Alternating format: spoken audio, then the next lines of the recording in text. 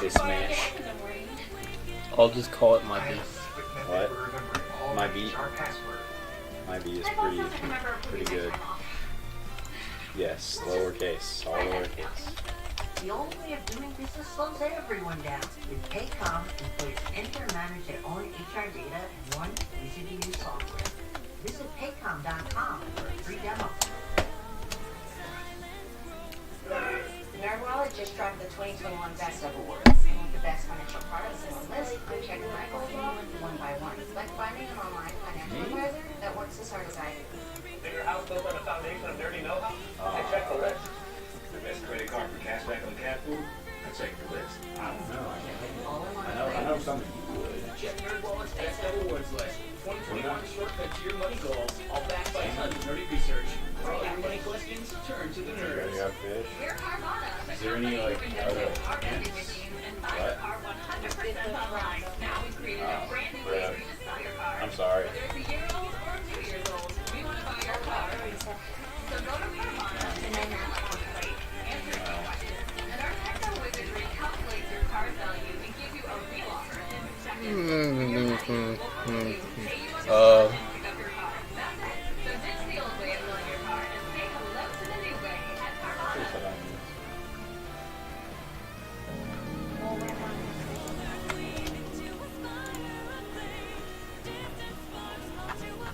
Where's the ultimate? Okay, there you are. Garage job and they invited out past the candy canes that were decorating the front of the house, and there were only like 2 reporters outside to capture that. And then the storm happened. John Benet Ramsey, the little girl in Colorado, was murdered. Beauty queen Jean Benet's murder has frightened residents of Boulder. News outlets from around the world have descended upon Boulder. And we're just hiding. Alright, I am ready for the game. Around town. That's me. Because it was war. No mini call shootings do that. Wait, this is online. Dude, my muscle memory that I don't have because I don't play on them. It was popping on. Yo, I'm getting some members for the Mayo Pasta tournament this Saturday. Well, that's good. Featuring only Smash for Wii U. Smash 64 and Smash Brawl. Well, Smash 64. I actually picked up Cloud today as well. Played against this good Joker player, and he switched to Chrome, and he beat me. But then I took the rest of the game from him, so. Except for one, just the last one. He got the last flash. Dancing costumes, and those are the first viral videos. But what turned it into an international circuit. Now we have Instagram and we have Snapchat, but back then, this was one of the first moments in time where something truly went viral. The Silver Girls image was everywhere overnight. The biggest negative factor about John Patsy Ramsey was that they had allowed their daughter to be in child beauty pageant contests, and people did not like it. As our grandpa stated, this was a brutal, premeditated murder, not just a little doink on the head covered up by perverted staging. It seems unimaginable to most parents out there that any parent could do something this brutal, this heinous to their own child, and yet police found evidence from the beginning that in their mind pointed directly to the Ramseys. Particularly, when you start with children of this age, when they die, tend to die for parents. So the focus is naturally going to be on the parents to begin with. Now, in the house, the ransom note is written on a pad to go on the pad. So this is the notepad. Is the memories coming back for you, Austin? Smash 4. I'm at Clouds up there. Just being an entire character. What is special significance because of what it was made from. Yes. Basically, is an artist's paintbrush that's broken.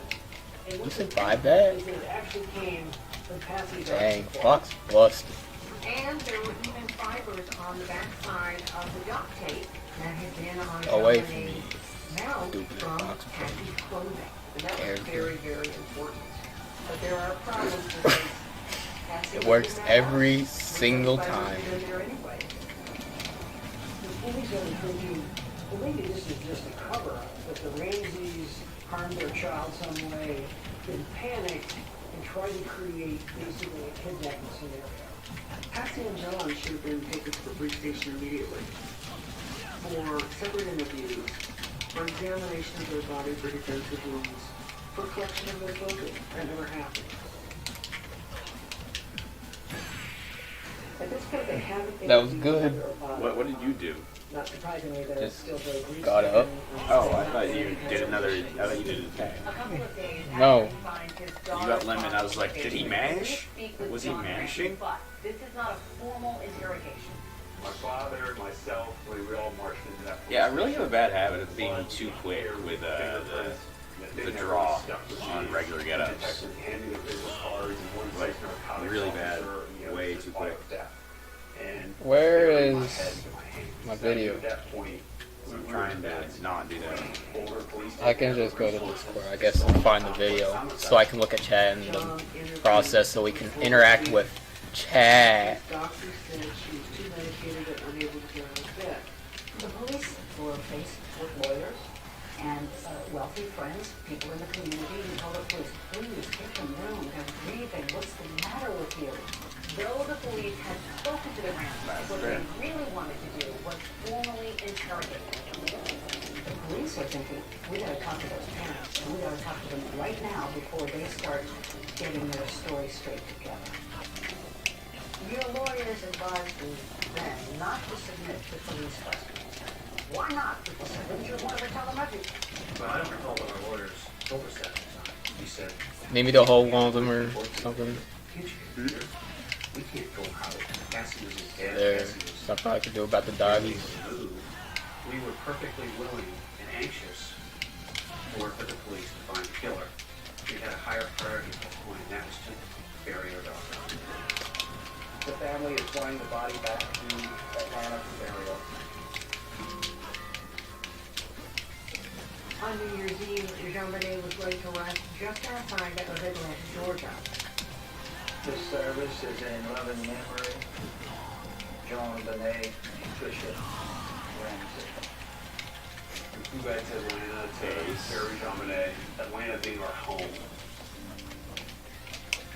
Atlanta being where my oldest sister Beth is buried. We give thanks today for John Benet, for the love that she had for her parents. Oh, an attack. I wall jumped. Whatever we do, I know you did. I'm proud of you. we'll go through it together. I was very sad. I thought for sure I could touch that if you did it. Wherever we are. I tried to time the shine to be cool, but it did not happen that way. Instead, I died at 0, like a real man. We knew that we would always be together in everything. I wanted your children to know that I was with them, through thick and thin. I don't know. I'm gonna- Regardless of what happens in life. Unconditional love.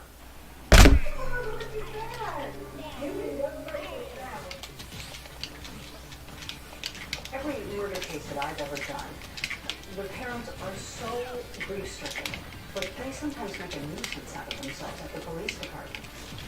The Ramseys, literally the day after John Benet's funeral, sit down for a television interview. The next thing the police knew, they were on CNN. What? I know, right? That was dumb.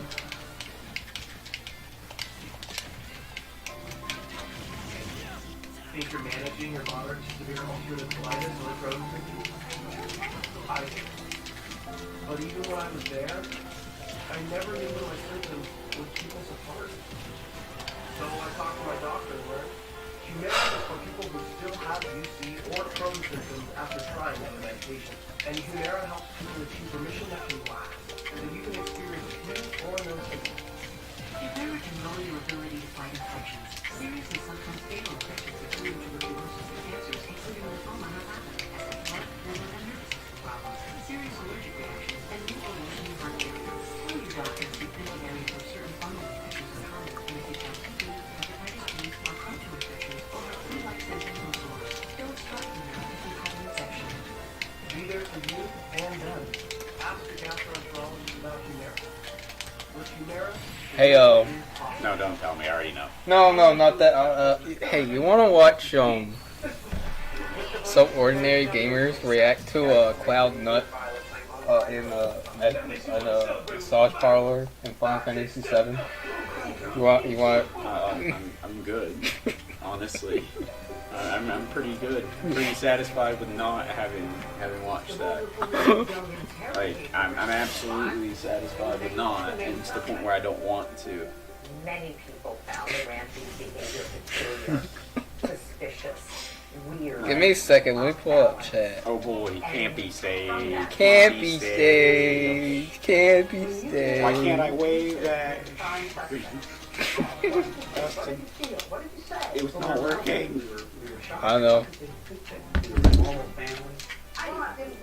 Oh wow, we got 3 games. Oh my God, Austin, look at chat. We got chat. Yo, we got chat, boys. Oh, yo. Corn Dog's watching. Say hi to Dog Corn Dog. watching? Yeah, say hi That's to really Corn Dog. unfortunate. I like the parts where Fox is getting bodied. Says That's a Corn Dog. pretty accurate statement, and a pretty broad statement as well.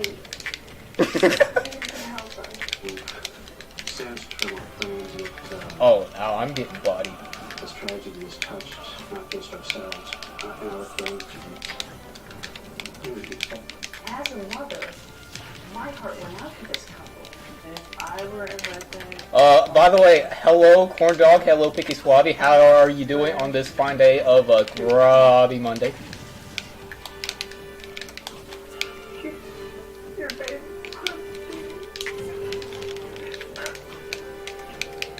But my journalistic brain said to me, this isn't right. We should be talking to the police, not the public. police and their 10-day search for the Ramsey house and removed the crime scene tape. It is unknown if the family intends to resume residency at the home. We have no comment on the whereabouts of the family at this time.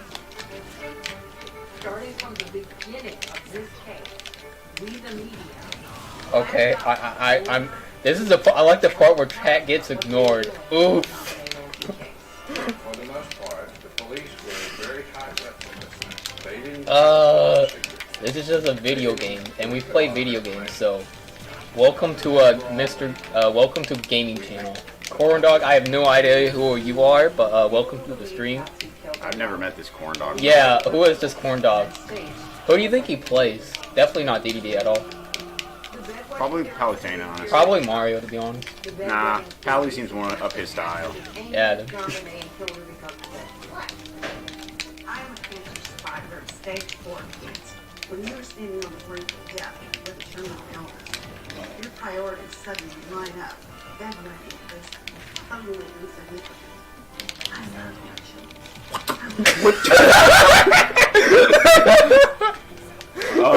They need to buff Fox's nair. The Ramseys might have done it. What happened in that house? Did she focus her and hurt a combination, by accident, not on purpose certainly? Did birth hurt her by mistake and cause her death? It was leaked by local police that it was possible that First Ramsey's voice was on the 911 call that Patsy had made.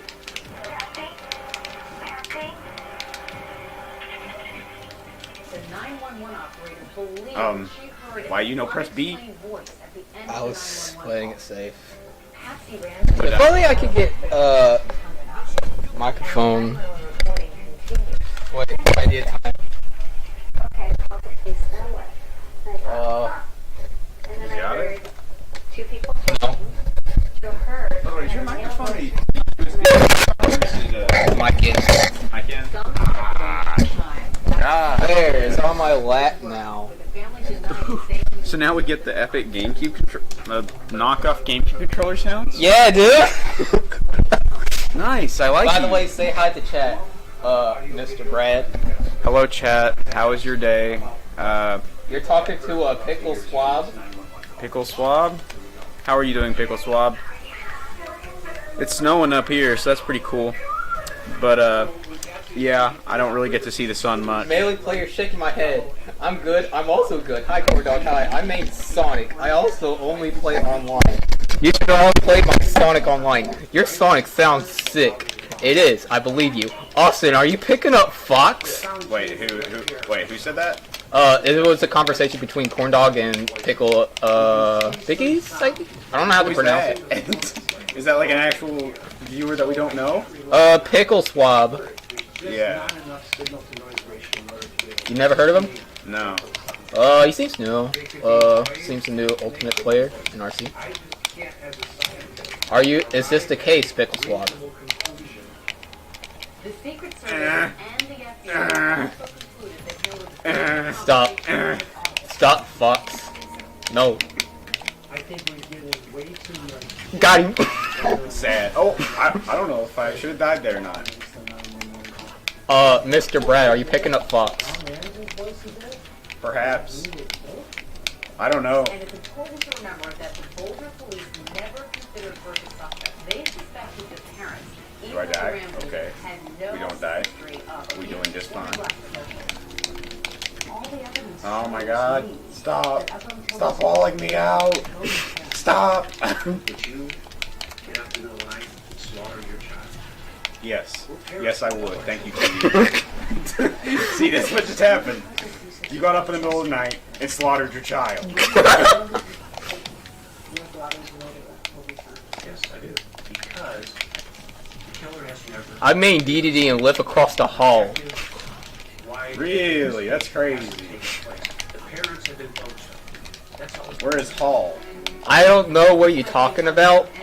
What hall are you describing as, Mr. That sounds lame as hell, says Pickle Flop.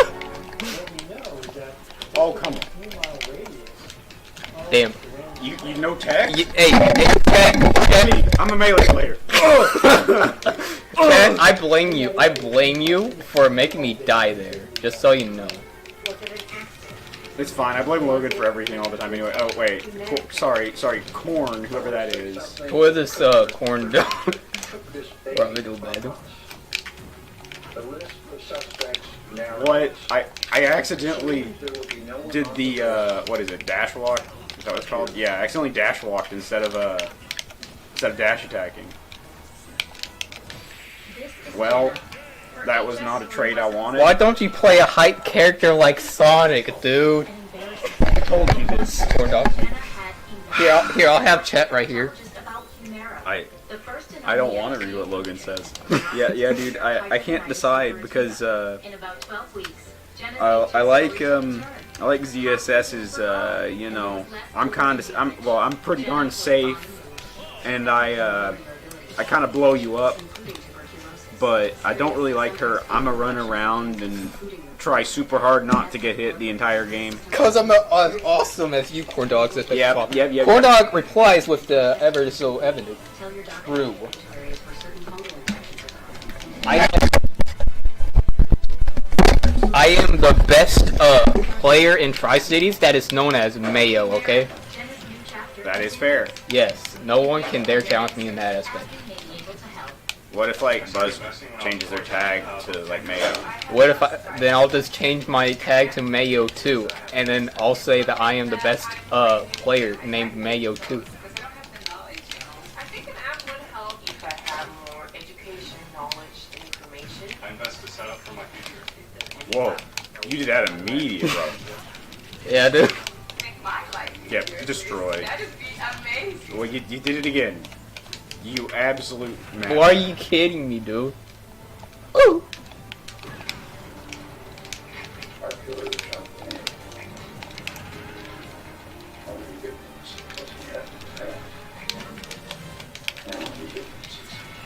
Why is it so freaking big? What? Well, that dash back. Go back to the day of Thrones.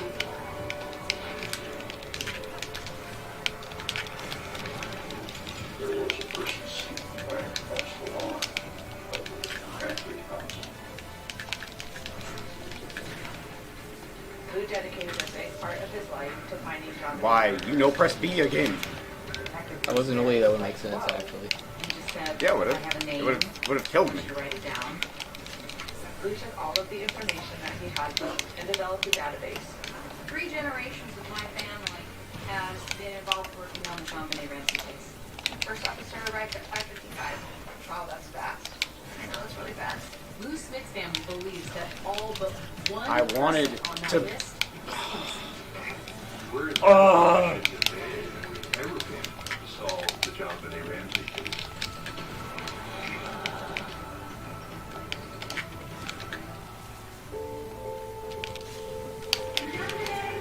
No, no, Fox. You must not die. You must kill. Looking like Smash 4. Yes. Now you die. Nah. I competed for John Benet. These wonderful costumes and outfits, and she had this presents. Like, this is fun. Let's go on and do that. It works every time. I can't kill. Fox can't kill. Let's go! Let's go, dude! Let's go, dude! Die. I'm not going down that far. Dude, he jabbed your shield at 200%. What's wrong with that? I actually don't know. I don't know anymore. Oh God. She is frozen in time now. Yeah, you were too. Okay. Too low. Should have jabbed. Well, the police were convinced pretty early on that Patsy and or John were involved. And you had a district attorney's office that was saying, not so fast. And that created enormous tension. That's fair. That's fair. Yeah, these is kind of boring outside of friendlies. Alex Hunter, the district attorney, wanted someone Whoa. Unless you're like really good, and then you just kind of like. He jabbed your shield at 200% and you grab? might have killed John Benet. Wait. This Fox player's pretty cringe. I agree. Wait. Did you jab my shield to 200 and I grabbed? This is chat.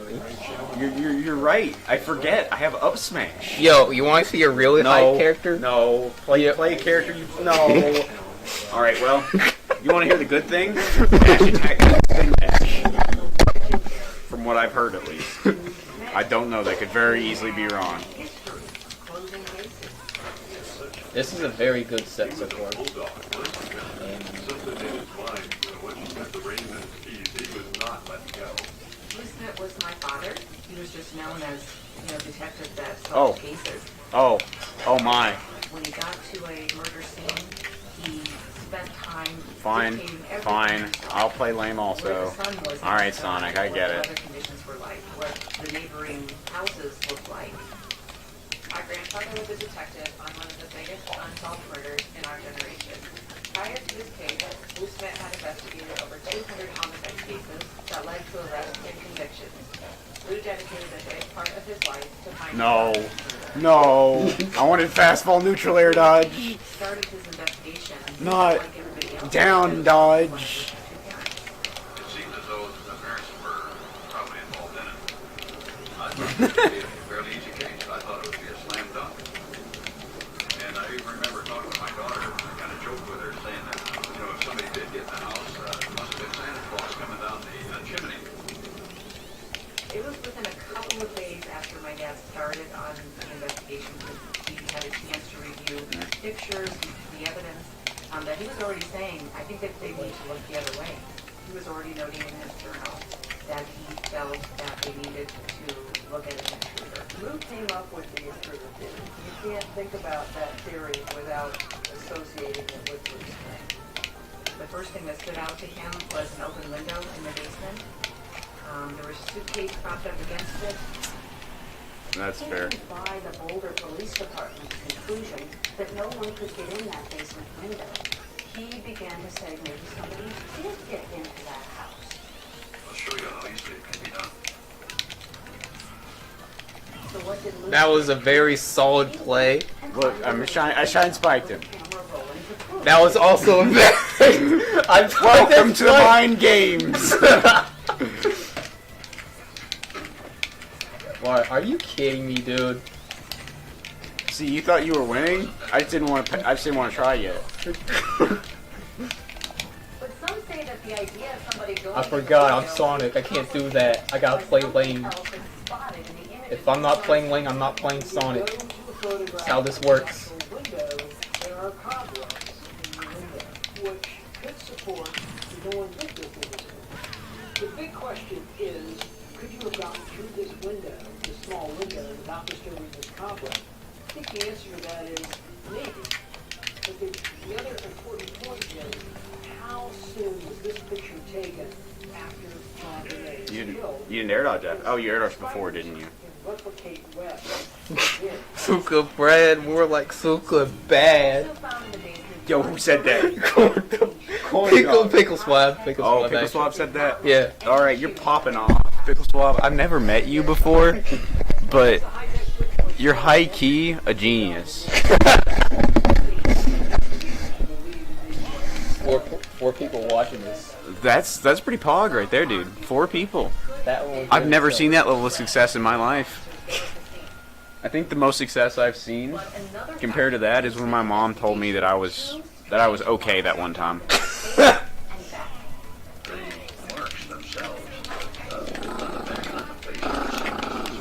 I'm just joking, honey.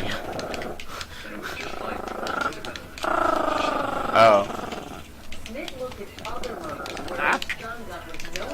Would you stop? He examined images of a crime victim who had a known stun gun injury.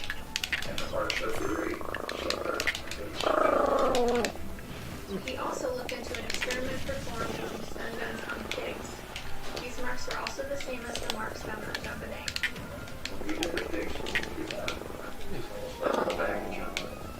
This brings back our grandpa's full motto that things are usually No! don't make it complicated. I get that tech and then miss the angle.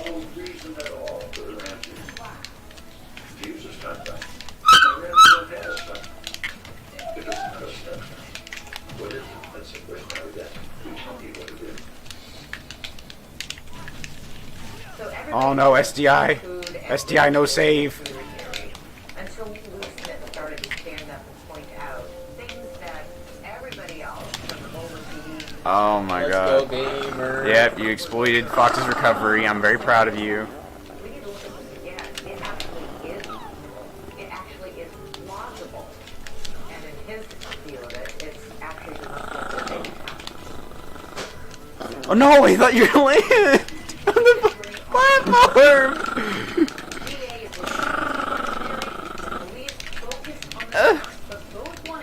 Of course, that time you do.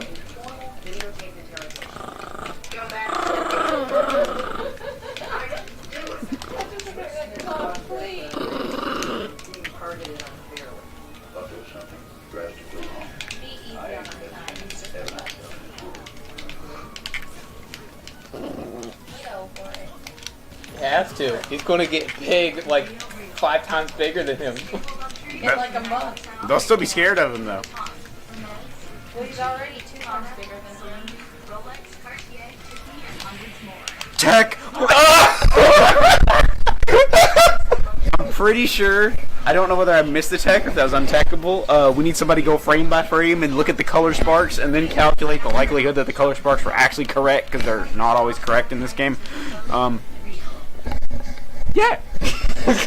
So I'm just gonna say Cloud just there's nothing busted, I can dude. do. Cloud just busted. I mean, to be honest, Cloud's pretty darn good, yeah. Cloud's busted. I remember when I thought Cloud was mid tier, and then Cloud got buffed a little. There's the people that thought Cloud's low tier. Yeah, I mean, That's pretty sick. Wait. Yeah. Mike. Rick. Stop pushing the game. They call me Mario. They call me Mario.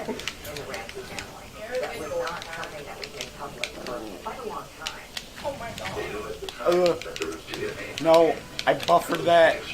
Please. Jason's just sitting on the side. Asen. No, honey. He's trying to get a. Detective Bruce Smith was like, whoa. Don't get mad While at it. you're pouring water all over the intruders here, feeling that he was found. This is a very imbalanced stage. I don't see why this got removed. The wall. Nah, the wall didn't definitely do that. Right? I mean, like the castle that like blocks your view. Probably why. Also, it leads to some really jank stuff like Snake and stuff. And back in the day, everyone thought Snake was like the best character. So you know. Again, for a formal videotaped interrogation, there were months and months of negotiations. You always mash, and yet I never punish. What the? I dashed and pressed back on the C stick, and I somehow got forward aerial. What? What game am I playing? I think my controller's malfunctioning. Brawl. You're playing Brawl, where there's no punish at all. The Boulder police had to watch it from another building.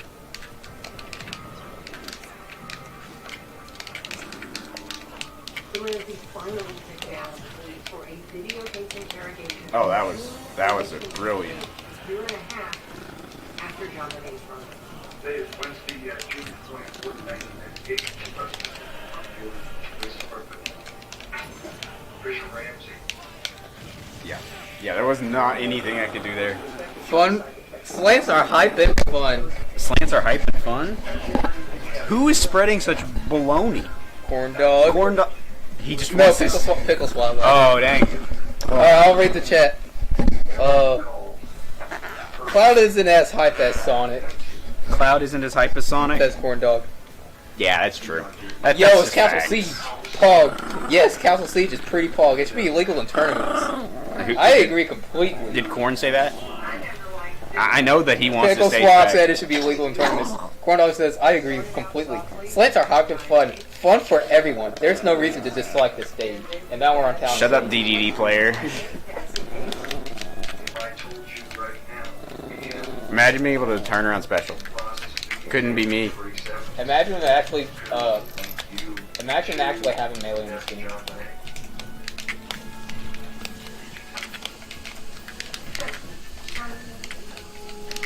My I God. stood there and did nothing. Yes.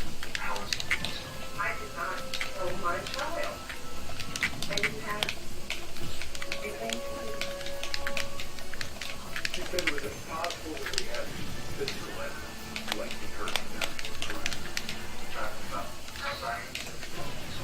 You thought I thought. I have those angles, boy. No.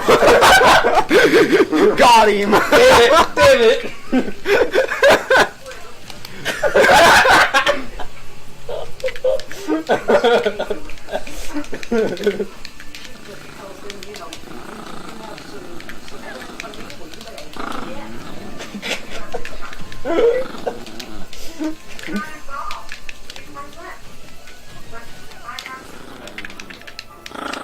She's very feisty. She's very combative. And that doesn't mean she's guilty, but it doesn't mean she's innocent.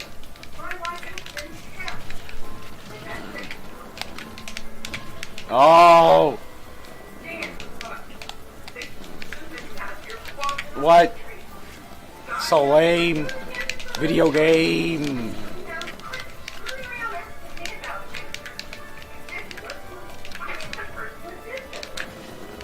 Lou Smith was assigned to interrogate John What if I were to tell you that Mare kills? Mare kills in this game apparently. I love how you say that like it didn't in Smash 4.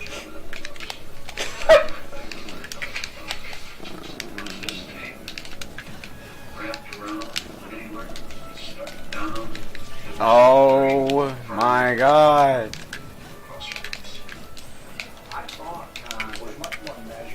Am I dead?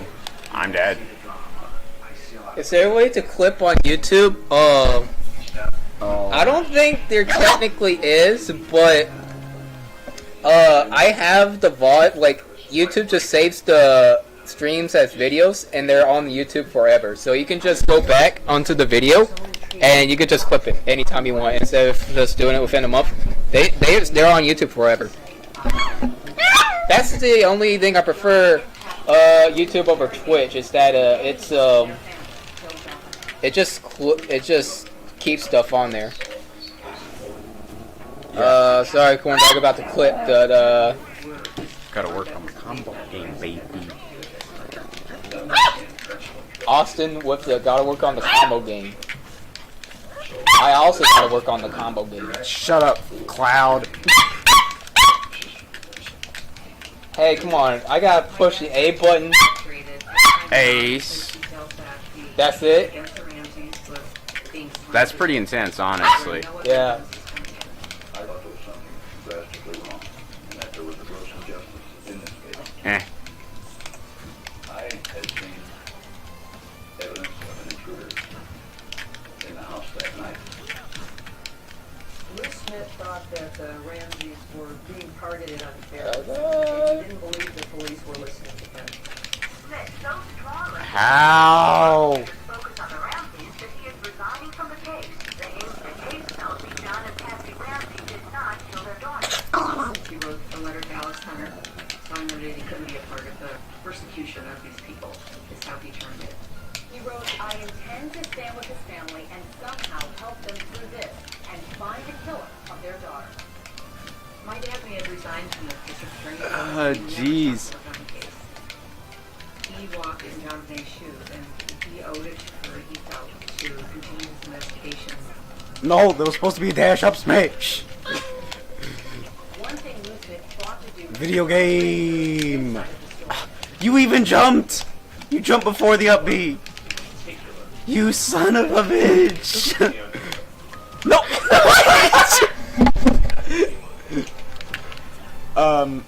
I want to explain for a second what that was supposed to be.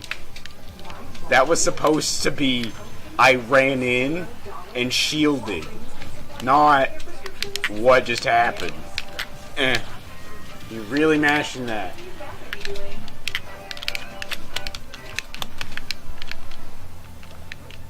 No. Oh! Let's go, dude! Got him! Damn it. Okay. All calculated. The Keikaku.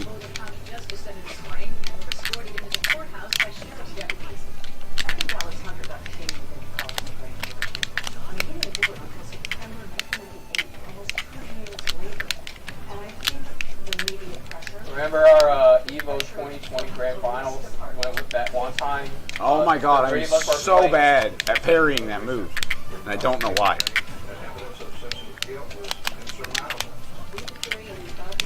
Oh, I didn't get it. Yeah, that was pretty dumb. I thought you were gonna run off inside B again. I don't want to spend 2 years of my life and $5 million of taxpayers' money and lose before. Alexander said a grand jury of 13 months. Over 13 months, those people heard over 100 witnesses. My name is John Gillette. Are you serious? I got the weak hitbox. Why? Why did you do that? Because I'm a cloud player. Shut up, Cloud. Why did I do that? That was wrong. You were at 0 and I tried to up tilt. From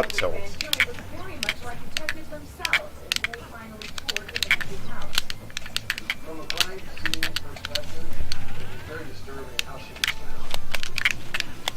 There we go. That's the same. Right? Right around her neck. And she's 6 years old. That's pretty horrible. Who have told us that the grand jury spent most of their time focused on two main things. First, What? That hit? Even though the handwriting experts couldn't say that she wrote it, they all three came to the same conclusion. It could have been Patsy Ramsey. the Ramsey defense team You did a little early there, bud. Yeah. These Fox combos are flawless. Fuck combos are flawless. Was that our man? Corn dog. Oh, that was corn. Okay. These Fox combos are flawless. Yeah, they're pretty bad. I'm not very good at remembering. The mic went bad. I saw that. I'm not very good at knowing when to do which move, mainly because I'm stupid. But that's fine. I'm playing Fox. That's why I'm stupid. Let me do this. Okay, yeah, that's fair. Where you see that kind of See, the reason why I'm playing Fox is because I'm a stupid doo-doo head that just needs to approach all the time. And that's how Fox works. Featuring More than also, any other I character. forgot to mention, if you'll introduce 2 of our special guests on the screen today. I'm not the dog. Oh, we have two special friends, the homies from down under. There we go.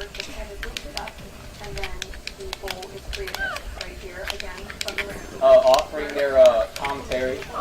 Their commentary is actually like top tier.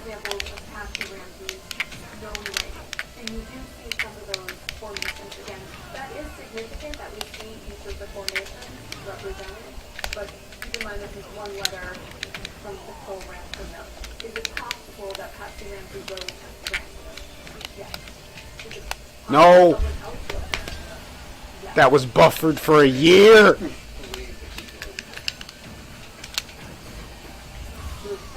By the way, I think I should have just up smashed, I don't know. That was so cool. Thanks.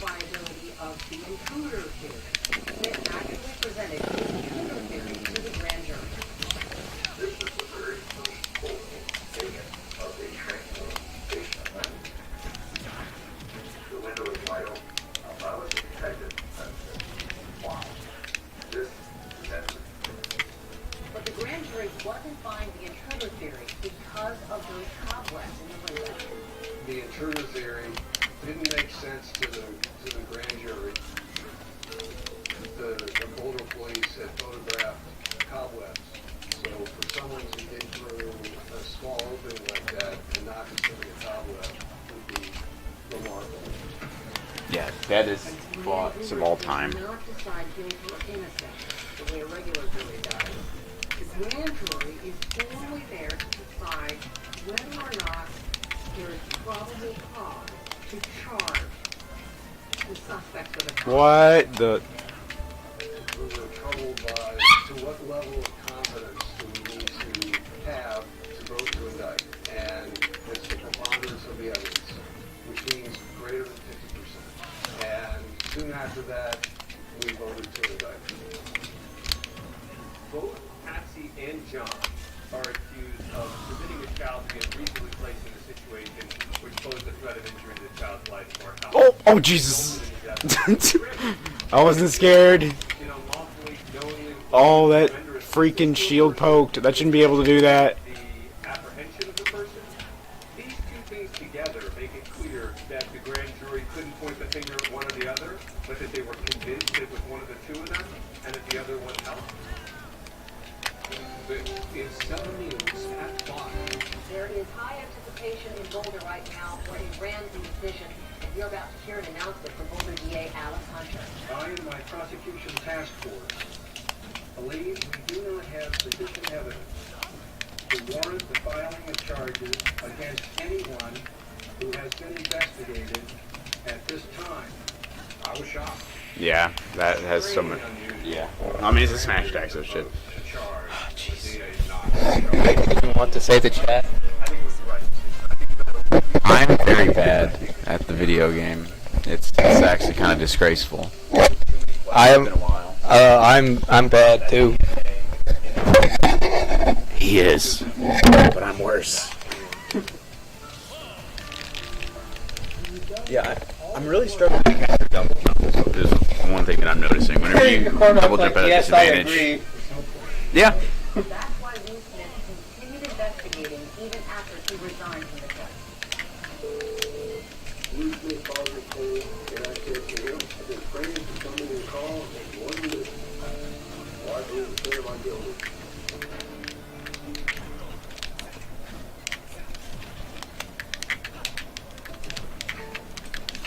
No, just one. Jake from State Farm is the least I can do. You really didn't need a solid with commercial insurance. Here's the deal, Maya. State Farm offers everyone surprisingly great rates. No, really, there are no markdowns, just great rates.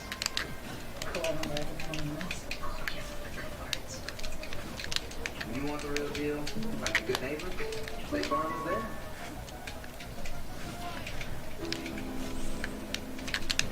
I think what hurts the kids is what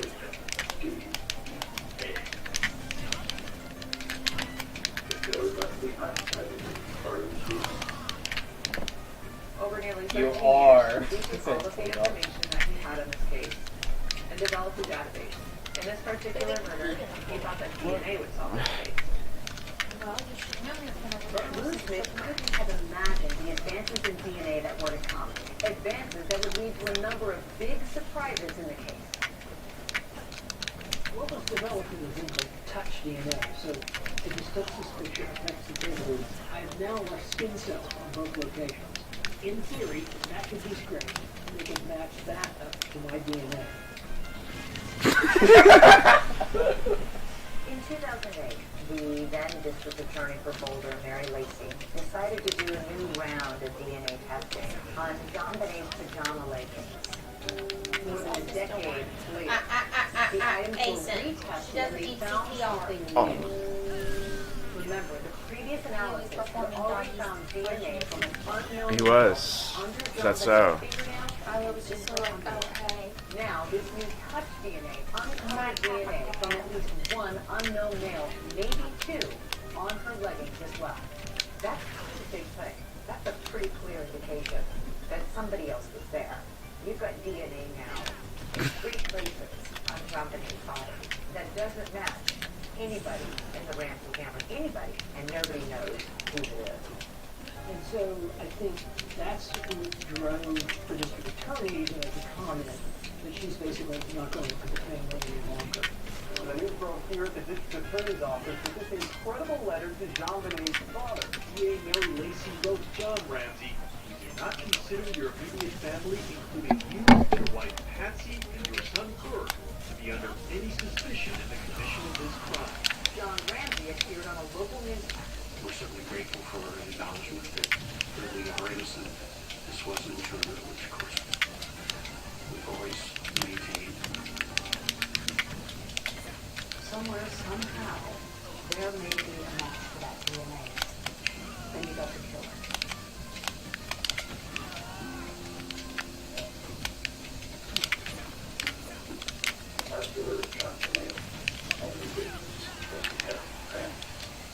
No. Yeah. Yeah. That's fair. Smith spent years organizing and investigating the evidence that John Benet ran. I don't think anybody's on stream now. That's fine. Are you still here, corn dog? Sick with cancer. Can you not see it on your phone, chat? And so during that time, he just talked to others about not letting this case die. I have a present to show you. Every single day, 60 Okay, to 70, well. 80 people a day. I'll camp. This matchup sounds like stupid And they lame. said their goodbyes.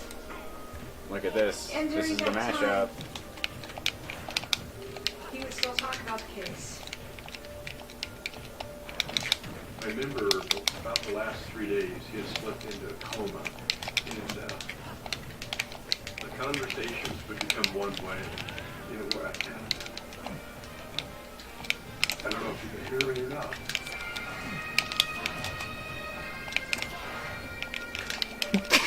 How long is this going to last? Very much an honor to be here to celebrate Lou Smith's life and share my thoughts with you. I'm John Ramsey. I had the opportunity to visit Lou a week before he died. Remarkably, during that time together, Lou talked a lot about the case. He hadn't given up. He never gave up. When Lou Smith died, he passed the torch of the John and Ramsey investigation onto his daughter, Cindy Mara, and she took it. And he just said, I have a name. I want you to write it down. And I did. And he said, that's where you start. We'd be glad to pay that. We don't have that electronic report, so we would need Boulder to send it. After my dad died, a couple of us, our family, and then some of his old homicide partners, we just formed a team. You want to go down to number? I don't know what happened. I think my back hair hit. Yeah, I think that would have helped. Probably. That this case doesn't die with him. And I think it's that devotion, that respect, that love for Lou is what keeps our team moving forward. There were a whole host of other possible suspects. This was Bill McReynolds, the local Santa in town. no way in the world that I could be involved in the outdoors. What a perfect suspect. Santa Claus. Wouldn't that have just tied it all up in a nice little bow?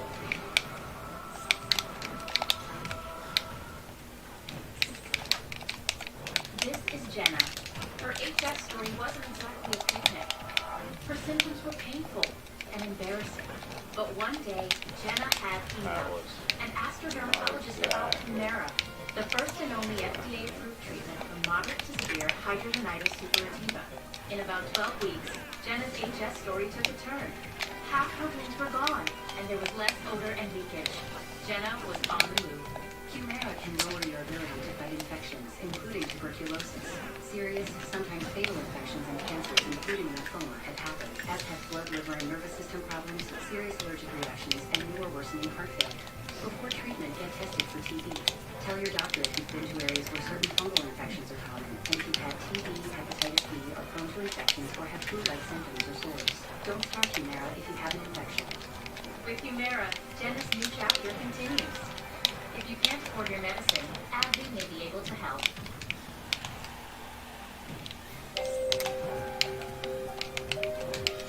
Grandpa stated that if you can't show me a motive, show me evidence of bad character.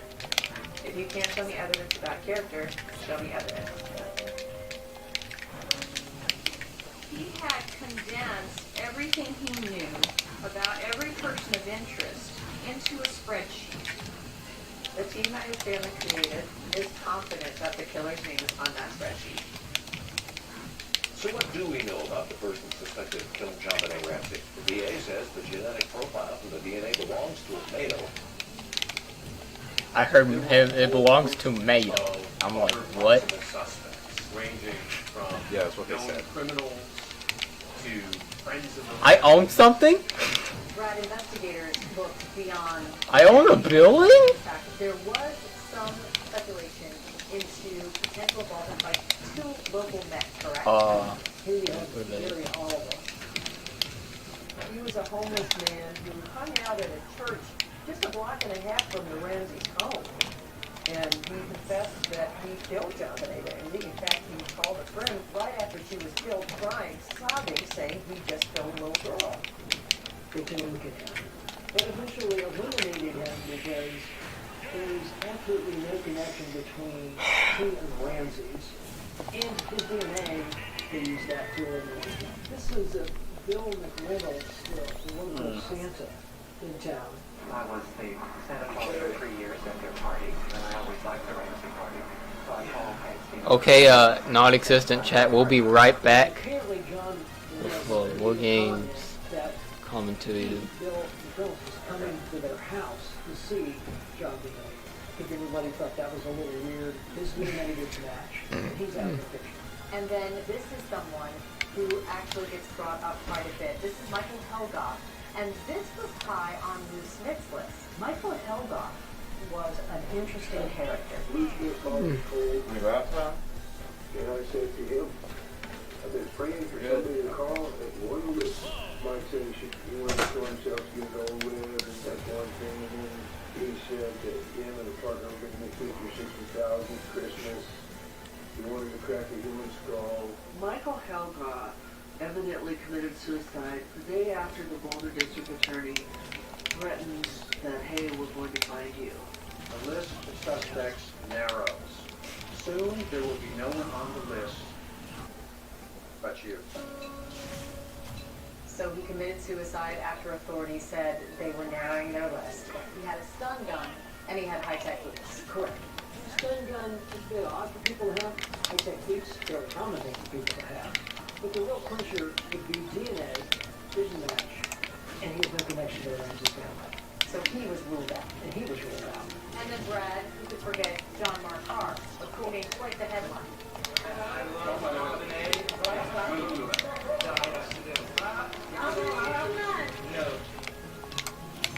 Everyone probably around the world knows John Mark Carr. Her death was an accident. Yes, he was. Problem is, he wasn't in Boulder, Colorado when she died. Is this it's Nathan. And that was Wow. ruled out. what does it Seen say him play this game about in the a long, state of long this time. case and the possibility of ever Just solving Elite Smash. Oh, it's Elite Smash. Yes. Aw, I'm sad. I thought it was Nathan. Wait. Well, yeah, but he also goes by Neon sometimes, or used to. I don't know. look at it and run it through their program. I was like, playing Link. That's hype. Is focusing on collecting DNA and testing DNA. Do you want to get in touch with them? Who wants to? I think we should make the effort. You want to just start like maybe in September? And since Lou has passed away, the team has been able to clear a number of people from that list. However, the work is pretty slow because of the time and expense involved in locating somebody on that sheet and obtaining their DNA and then testing it. We have asked suspects for the DNA, and in other cases, we, I guess, done it the old-fashioned way, for surveillance and trickery. We've gotten together and followed people and got a discarded cup or some such thing. So the DNA is evolving constantly, and so we're in better position today than we've ever been to solve the John Benet Ramsey case. We are just trying to eliminate people from that list. And we just figure if we keep at it, hopefully we'll finally whittle it down to one person remaining on that list. Lou Smith's family believes that all but one person on that list is innocent.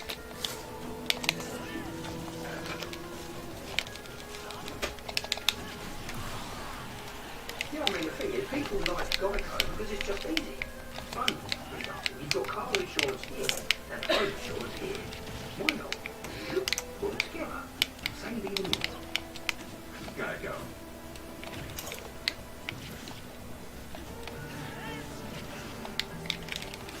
Who murdered John Benet Ramsey? Will the case ever be prosecuted? Is it still just as mysterious today as it was in 1996? Absolutely. I think it's even more mysterious now to some degree because people have moved away from John and Patsy Ramsey as possible suspects. And so then you're sort of faced with this question of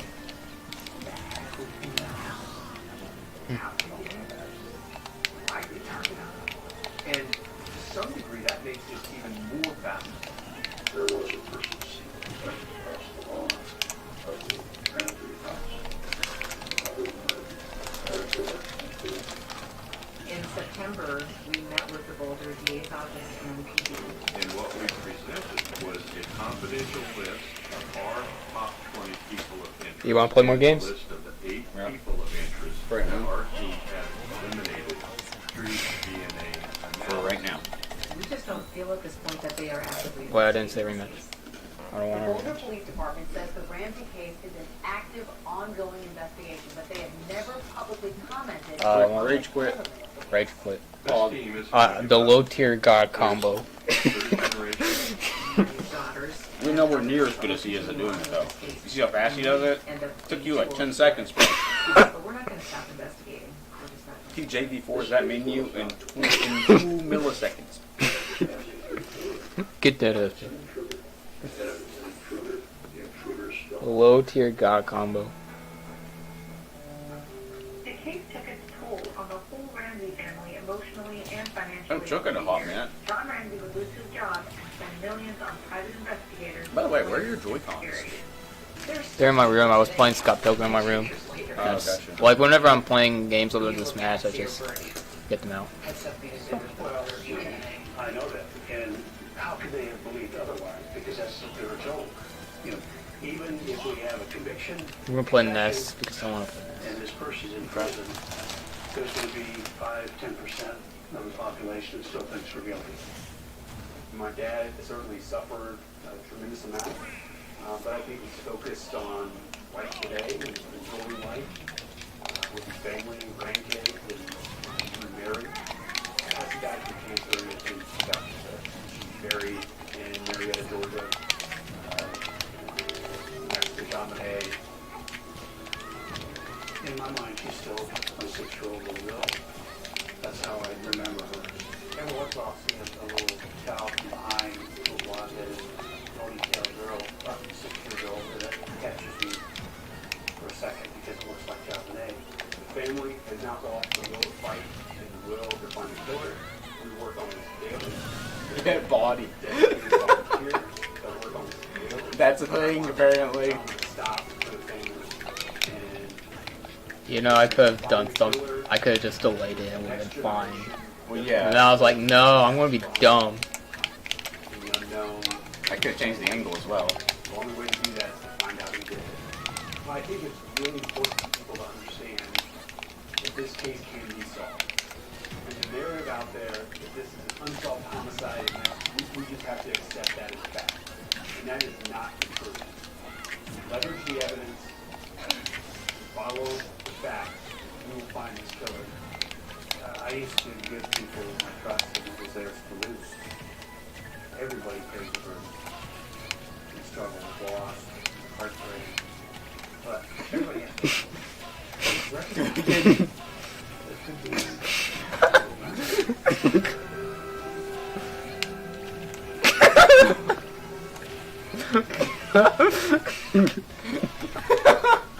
I will not stop.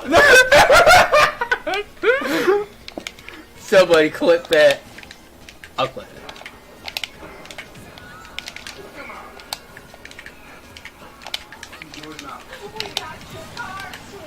Don't you know water beats fire?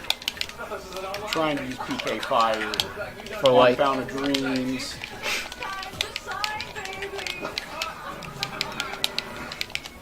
So you can go to a dealership? No. With Broom, you don't have to. Never go to a dealership again. Go to Broom.com, buy a car, and deliver it straight to you. This is one of the RAD and GLAD. It was one of the most famous game shows ever. Looking back, it is chilling to realize that this iconic show was unknowingly featured a remorseless killer.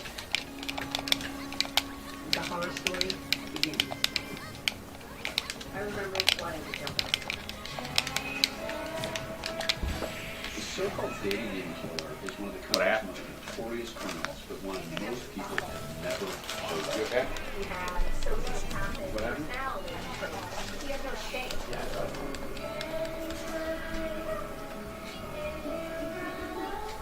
He walks up and down the streets and asks people if he can take their picture. What better place than a sexual predator? I like how I can't beat your cloud. Like, in like 30 games, when are you going next? And I'm like, he doesn't have a sword anymore. yeah, certain matchups Cloud has a lot better off than this. Certain matchups Cloud has a lot better off than this. Oh yeah.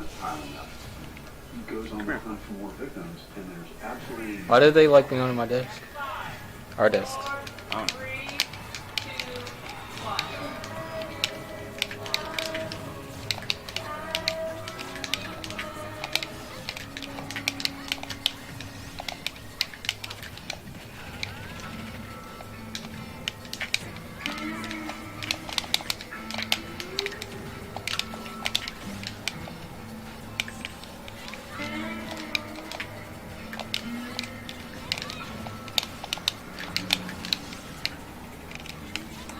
Sometimes I think Chris is probably hitchhiking.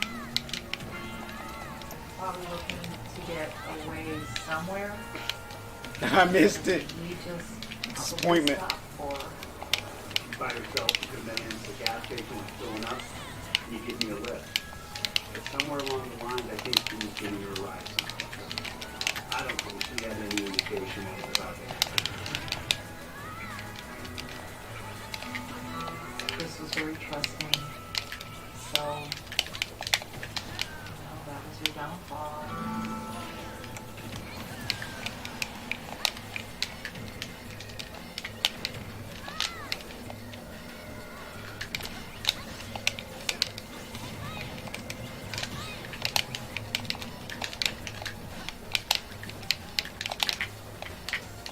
My sister Christine was one, Christine Garten, but we always called her Chris.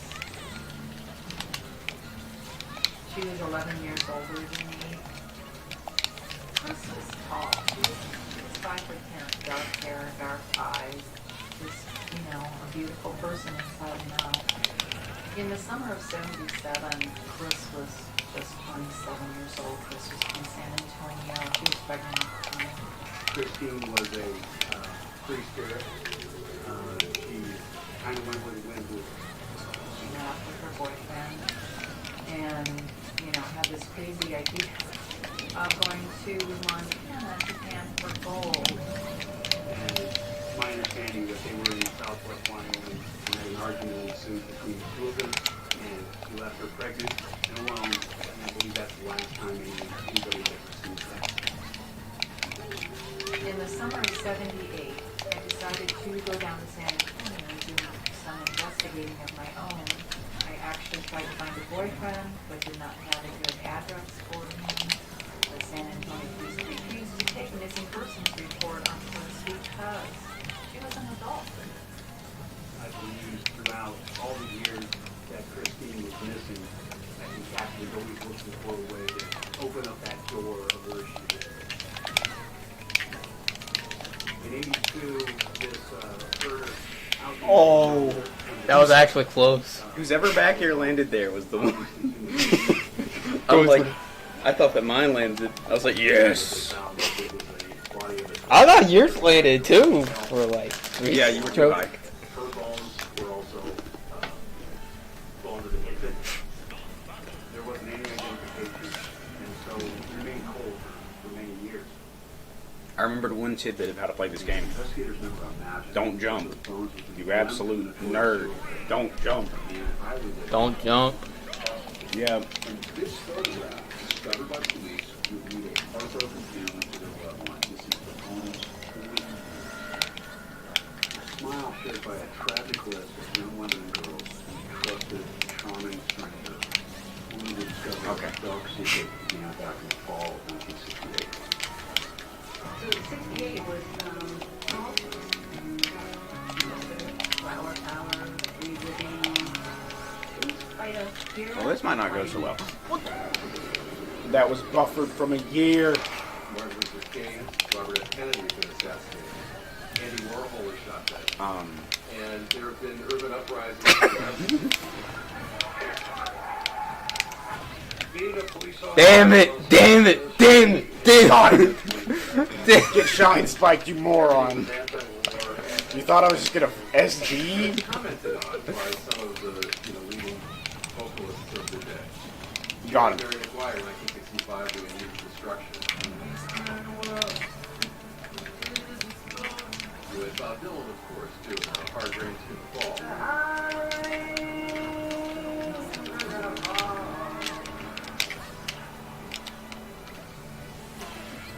So what we're seeing is the influence of the new freedom Oh, that was good. counterculture to be appropriated by mainstream culture. And that includes daytime television. That even includes game shows like The Dating Game. The dating game began with Chuck Barrett back in, I believe it was 1965. That joined with ABC, and he just came up with the idea, and he pitched it to a couple of people. It caught on right away. The premise was a female asking questions of 3 bachelors who sat on the other side of a partition.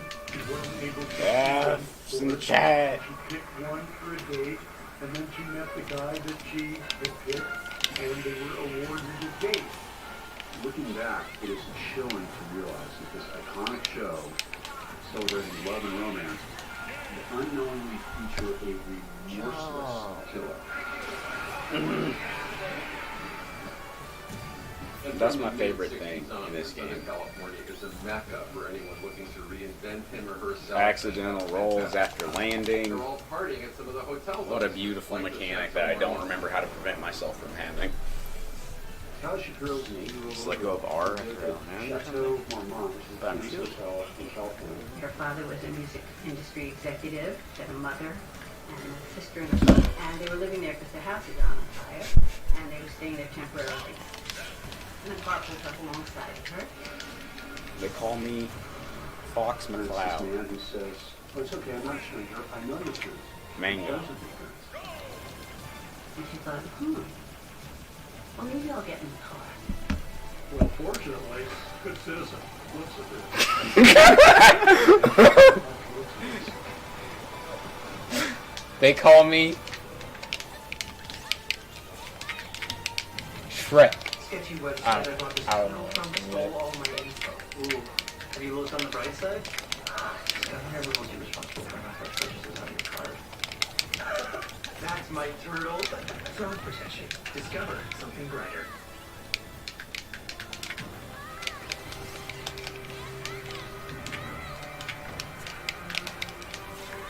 Holly was 8 years old, and a beautiful sunny day in September.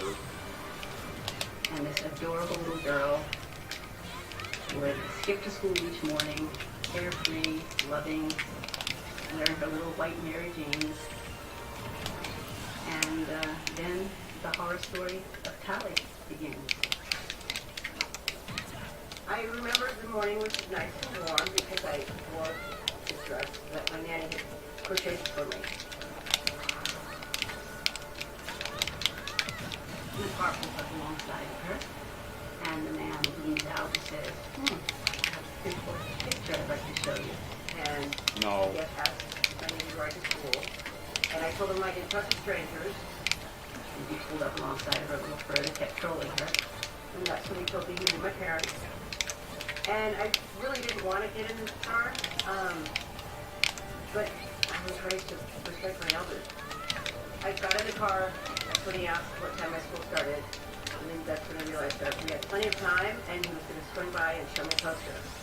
You know, I didn't I'm very ever see sad. people. Well, fortunately, good citizen looks at this and says, I like looks at this. And he actually follows and chews apart. The moment I felt safer was when he wanted to go by his place. And I remember wanting to jump out.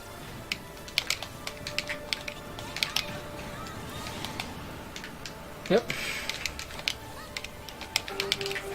So then, Good Samaritan, he actually followed the car to a residence where the man took the little girl out of the car and walked over to the side. What happened? And he called the police. This is really hinky looking at the light.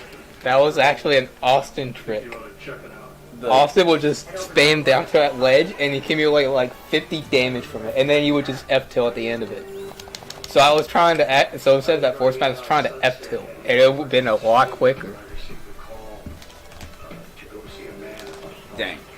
You know, that's actually pretty good. I thought that I could roll past it, so there you go. I was incorrect. I will never fall for that again, except I will. But I will do it knowing that I was. Chad has become extremely inactive. That's the most sad thing. We're the only viewer here right now. Oh, sorry, I was in the shower. I'll be right there. I see this male person on the other side, no clothes, not dripping with water, no towel. And I said, oh, okay. You need to open the door right now. I need to come in. And he said, wait, let me put my pants on. I said, okay, you got 3 seconds. I probably waited 5 seconds and he kicked the door in. To the right was the dining room, to the left was the living room, and straight ahead was the kitchen. And here was this little girl. Blood all over the place. I still have the grab button. Clothes, shoes, and the dress over to one side. There were coins on the floor. You have the C stick. That was the A button, but Really? I don't have C stick smash attack. Use tilt stick. Yeah. It's an image of this pipe you strangle with, essentially. Press it against your throat. And more blood than should ever be able to come out of a little girl next to the emergency on the floor of the kitchen. I looked at her, I thought she was dead, she wasn't breathing. The other officers came around and were looking for the suspect. I went back to check on Almost. Ellen. Almost was cool. And I just couldn't leave her there like that.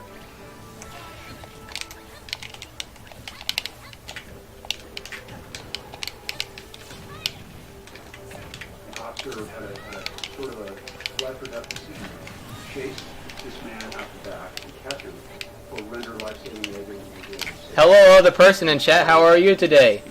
No. And I went back and I hope he's not no. she started gagging. Yeah. So then that put everything into hiding. was yelling. The officer that was covering the back door thought I was asking for help, so he ran to the front to help me. We later found out the suspect escaped through the back. Charlie was bleeding out, literally clinging for life. Fortunately, there was already an ambulance racing to the scene. Callie arrived in the emergency room and the doctor said there was no chance of saving her. And after she had been taken by the ambulance, they started looking around the apartment to see if there were any clues as to who the person was. I found Charlie B. What percent? That was 89. UCLA in the photography department. And the name of the man who attended Now I'm dead. UCLA was Rodney Alcala. Identify yourself in chat, sir. We got another viewer. I'm Mr. Brad. Sorry, hi to chat. Hi, chat. I'm Mr. Brad. I'm very bad. That's where my name actually comes from. Yeah. How are you doing today? You're our only viewers, so we can be pretty intimate with you, sir. Adam, I don't know. I was thinking about going Ganon for like 2 seconds. If you go Ganon, I'll go Falcon. Falcon? You want to do that next game? Sure. Do it. Get back on her feet after several months in the hospital. No. I'm not scared. It was never butter. It was never Ness butter. can't hurt you. He's not real. I remember walking into my classroom and everyone looking at me like I was supposed to be dead. And her parents I'm serious, it's already been dead for like 15 years. They moved out of the country shortly after that. They moved to Mexico. The father wanted to give us better, safer environment to live in. And that's where they stayed for the next many years. Riding a car got away. And he's fled and nobody knows what's going on. I'm so sad. Police officer with LAPD. This was one of my very first cases, actually, and it was 4 to 5 months old at that time. We hit people. That's what we do as Fox. All right. One of the things they told me, you got the wrong guy. Rod Alcala is a super guy. He wouldn't play. Really nice guy. Police wanted to know who is Rodney Alcala and why would this well-liked 25-year-old college student so viciously attack an 8-year-old little girl? This is San Antonio, Texas, home of the Alamo. Rodney Alcala was born Rodrigo Jacques Alcala Ventura on August 23rd, 1943 in San Antonio, Texas. He had Don't an roll. older brother, Thank you. Rodney. He had an older sister, and then he had a younger sister. His family lived in Mexico for a while. The grandma passed away, and the father left the family. They ended up moving to Los Angeles area to Monterey. That was not the air movement that I was expecting. He went to Catholic schools. You know what I think of Nessus Magnet as? What? Shine. Yeah, It's kind of like the Shine. It's the most Shine move in this game. Yes. Every advantage somebody could have in life, get a mother. So if you want to play like Melee Fox in this game, look no better than that. That sounds so wrong. Pretty patriotic family. They joined the army in the early 60s, and that's where the trouble really began for Rodney Alcala. So Alcala didn't fare well in the army. He went AWOL a few times, got in some trouble. As it turns out, this bright, handsome young man with a promising future had nightmarish urges that he refused to ignore. So 1963, it's a pass in the relatively goes, while in New York, he assaults a girl. He hits her over the head with a Coke bottle. That was one hit on down there, I know, right? Sociopathic personality traits. He Oh. didn't feel shame, and he didn't feel guilty about anything that he did. The military felt that he had a nervous breakdown. That was momento, there. Psychiatrists at the hospital felt it was a lot more serious than that. He was discharged honorably and not a blemish on his record. But he ends up coming back to California, where he enrolls in the UCLA Fine Art program as a photography major. Yeah, I know she's been growing like crazy. Oh boy.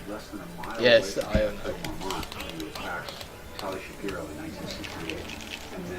You know, I wish I could do the instant double jump stuff, and then Falcon would go to being good.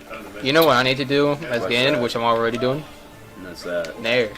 And there, and there, and there. Oh my god. Falcon feels so bad. His dash. It's so bad. I'm sorry to all the Falcon players who I insulted. No, you just insulted one guy, it's okay. It seemed like an open and shut case, but it was just the beginning of a terrific pattern of catch and release that would continue for more than a decade.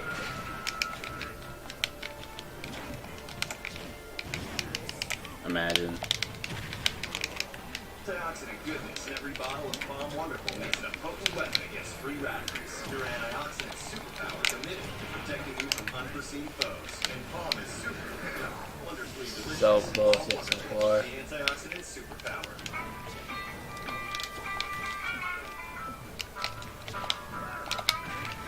Wasn't me, baby. No, it wasn't me, baby.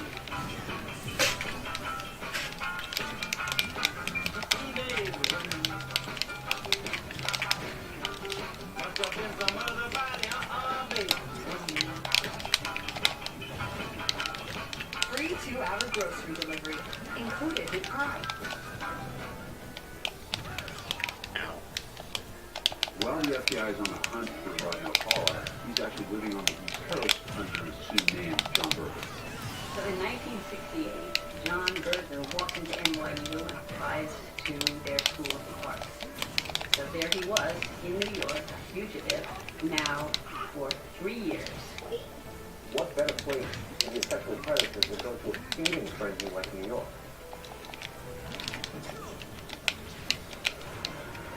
So New York in the early 70s is certainly, from a civic standpoint, rather challenged. It's Mayor Lindsay's second term. Dark. Police feel like they're under siege. Crime is certainly up, violent crime. And it's during this crime wave in New York City that Paula is flying under the radar and he strikes again.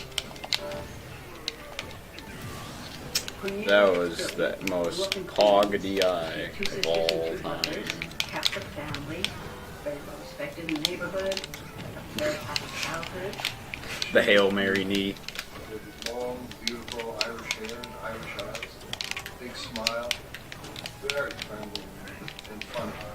A few years after high school, Cornelia met Beyond and they began dating. I was 29 to 30. She was probably 23. She wanted to become a TWA stewardess. At that time, they were known as ambassadors of the world and had a lot of prestige. And once she was accepted, she got an apartment with a couple of her stewardess friends on East 83rd Street. In fact, in the east side of Manhattan, an area becomes known as the girl belt because for the first time, young women are living on their own and experiencing their careers as they never had in the past. I got the job and I went all in for that one. What are your favorite snacks? Yeah, I don't either. I'm sure she's in the apartment. Mrs. Billy was trying to get in touch with her daughter. Oreo thins. She was living in a building where Oreos.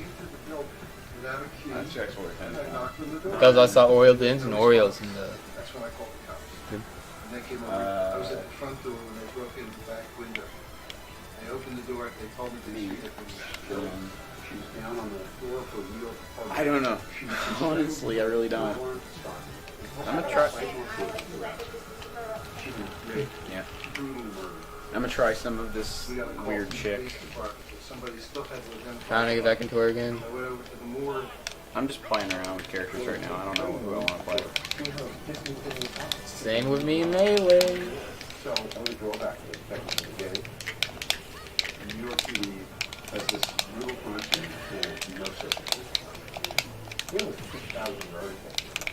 It wasn't It's not really the stage.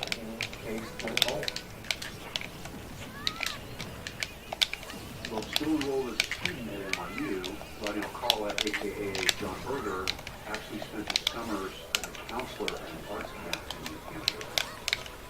So in August of 1971, two campers take visitors Got down him. to the post office, and all of a sudden it starts pouring. They run inside the post office, get covered, and they start looking around to see what is in the post office. And the good old FBI came up one of them. They go from one next to the next. Each one looks more horrible than the preceding one. They look at those and they're like, hey, that's Mr. Berger. So they go back to the camp and they tell their head counselor, we saw this 10 most wanted poster of somebody who looks like our John Berger. So he said, don't say anything to anyone, I'll go down. I was about to say, there was something up there. Call the FBI. No, that. I should have just up smashed. I thought you were going to up B. Did you up B? No, I figured. Did you just try to up B? See, I think part of the thing is I'm used to in Melee, you know, if you press the button and it's gonna do something, it's gonna come out right then, right? So I'm over here like You're doing everything on the buffer. Well, I'm doing things against the buffer.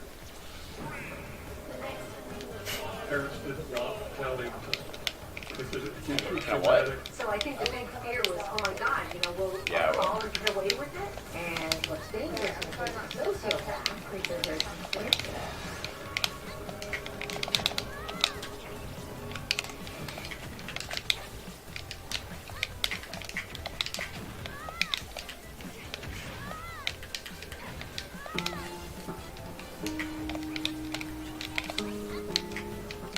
In 1971, Rodney Alcala is arrested in New Hampshire and brought back to LA to finally face charges for the rape and attempted murder of Kelly Shapiro.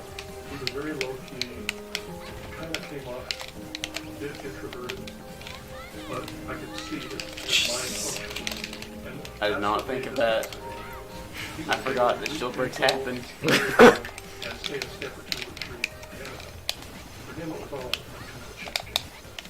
Rodney Alcala is charged with all the crimes against Kelly Shapiro, including kidnapping, rape, child molestation, and torture. It turns out that because Tally and her family were in Mexico, the only charge they could put on him was a plea deal for child molestation. No brutality, no bashing, no raping, no almost killing. And he wound up giving Rodney Alcala a plea deal. Led to what's known as an indeterminate sentence. He had 1 year to life in California State Prison. With an indeterminate sentence, it's sliding, it's not determined. And then the parole board has more flexibility in determining whether someone's been rehabilitated or whether they're a danger to the community. This meant that Rodney Alcala would have yearly parole abuse. And what's dangerous in the case of sociopaths is they're very persuasive.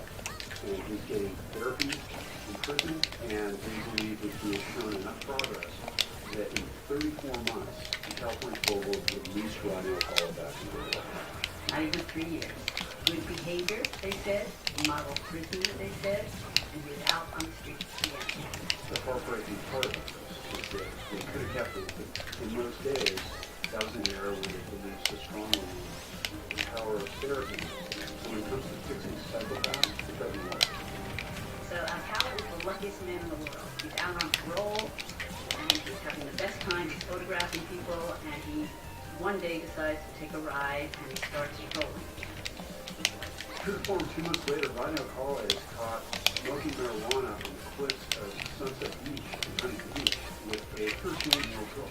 And he's caught by park rangers. So he gets arrested yet again. And this time, he gets 2.5 years, and he's taken to prison. In June 1977, Rodney Alcala is released again from California State Prison, and he goes in, different parole officers. I don't know. He asks for permission to I don't go know. on vacations. I think I'm gonna try Fox some more still. Miraculously. Okay. Says, sure, go ahead. So Rodney heads off to New York. July 1977 in New York was a difficult time for everyone. It was hot, steamy, the garbage wasn't being collected. First 20 pages, which is violence. Violence murders going on, including Son of Sam. During the time of Son of Sam, the city was afraid.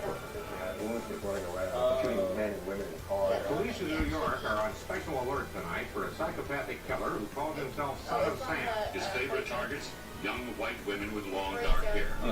During that time, Alcala is taking a lot of photographs. He walks up and down the street and asks people to take their picture. Young boys, young girls, older women. It doesn't matter. He just wants to take photographs. And the young woman says, sure, you can take my photograph. And they start talking and they get along. It's very nice. Her name is Ellen Holbert. Ellen was 24 years old. She had long dark hair and long slender arms and legs and carried herself like a dancer. Her father was the owner of Ciro's in Hollywood, a well-known nightclub where Sammy Davis Jr. and Dean Martin and other people appeared. Ellen was very trusting of other people. She came from a Hollywood family, grew up in Beverly Hills, and then Great Neck, and then Manhattan. Ellen loved people. July 13th and 14th was the famous New York City. This is an ABC News special report. New York City went totally dark last night. I said I hate having to feed my dog food. Still or without power. It's got bacon right here that you have yet to feed them. That's for him? People are afraid. Refrigerated, no water, no lights. One of the hottest, steamiest nights of the year in New York City. And then never gave it to Very them. unsettling, hard time. I didn't get it out this morning. On July 15th, Ellen Holbert. Oh, well, maybe That evening, friends tried to get in touch with Ellen. I didn't in the morning, though. Phone rang. It was Ellen's mother, Yvonne Schwartz. Yo, I think I'm finally picking up another secondary. Is that? Ellen. No, you're not. And I said, no. No, you're not. The next thing I knew, You know what secondary you should pick up? What? This is a pretty pog secondary. It's a character. And the next And this day, character when the police showed does up some at her stuff. door, they looked inside and they And found in on fact, her this calendar character was an entry is 3 that said characters. She was meeting John Bergen. Pokemon. Really? Pokemon Man. Okay. I'm kidding. You don't do that. You're not campy enough to play that character. You like mashing too much. Yeah. Also, What melee character do you think is the most matchy then? in Melee? Yeah. Falco. Guess I'm playing Falco. Falco is like stupid matchy. What are you talking about? I love him. That's why I love him. He's so matchy. I mean, you have to be careful with how you mash with him, Ellen but Holbert's disappearance was a the aggressive mango style is kind of like really cool Falco and really good prime Falco. And there's nothing in her background that suggested that she would have run away. It's in the New York Times. It's on posters. It's on the news. It's the trouble in town. When the police showed up at her door, they looked inside. Nothing like was tomorrow before we try to collect evidence from mail, reportedly stuff like that. And one of the things they take is her calendar. And there was an entry that said she was meeting John Bergen. They research back into the restrooms, and they try to find You need to take a break for a second. Alright. Talking about a woman Ness. witnessing in New York City. What a character. What a character. So, Rodney Alcala / John Bergen is never really You know, on the radar. Fox should be a heavyweight. He's got a gun. Alcala goes back to LA, You know how heavy guns are? and he's there. They're not enough to hold you down or Rodney anything. Alcala's job with the Los Angeles Times. According to you, sir. You have to complete your duty. That's what I said. Alcala went out for 3 years. 10 most wanted. 2 stints in jail. He applies under his own name, Rodney Alcala. And he gets the job. He actually would bring in photographs to show some of the people at his work. And a lot of the photos were of nude girls. And I think it was like the time when people didn't really question it. They weren't like, oh my God, you're a pedophile.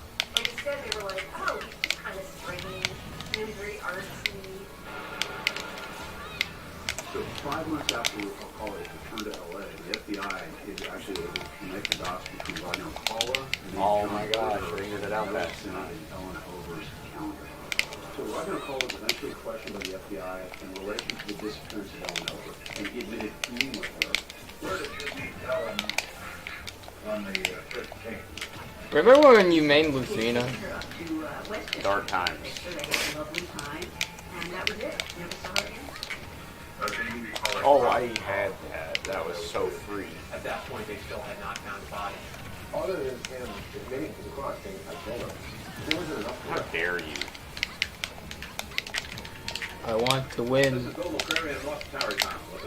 That's a sin. The body of a millionaire's daughter missing. If I say that, I play Min Min.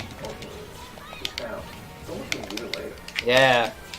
Yeah, that's what I thought. I'm just gonna shut up. That was going to be cool. That was pretty risky. You almost died.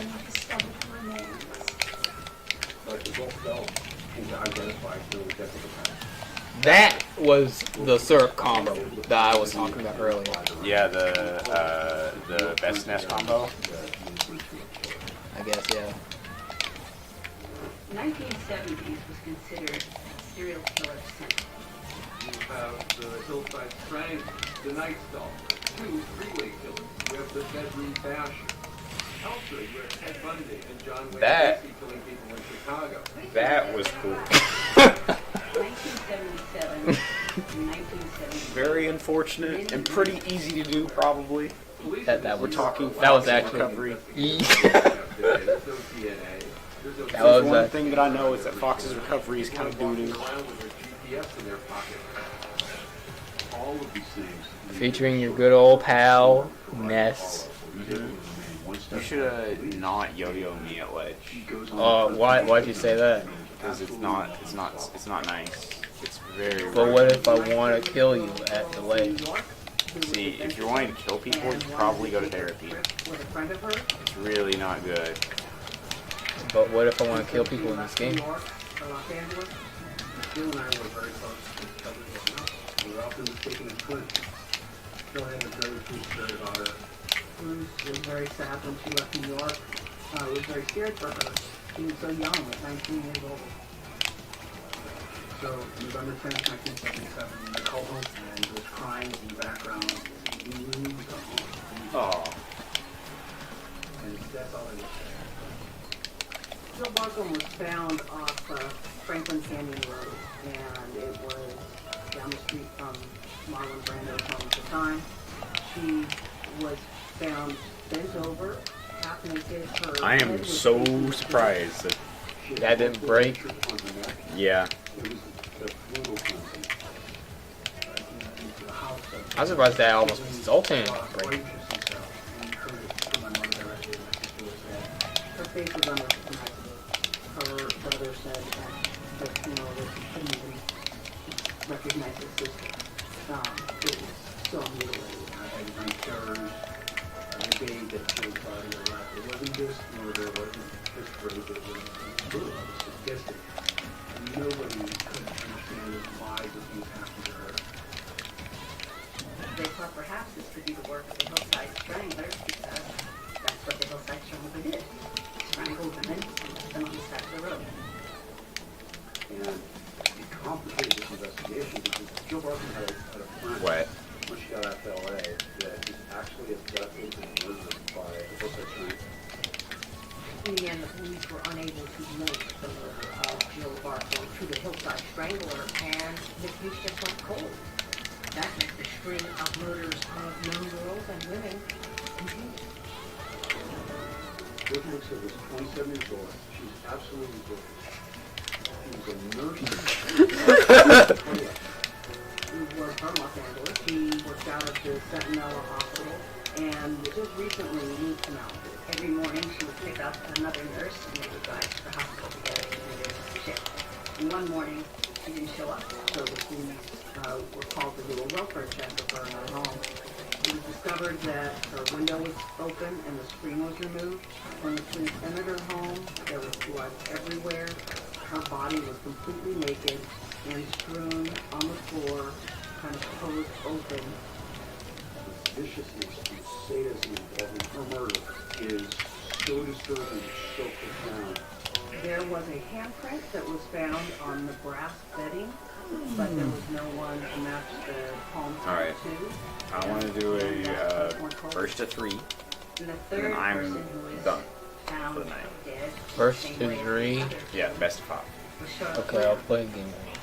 Charlotte Lamb in 1978 was a legal secretary living in the Santa Monica area. She called some friends one night to go out. And Good boy, in baby Santa boy. Monica. Friends decided not to go.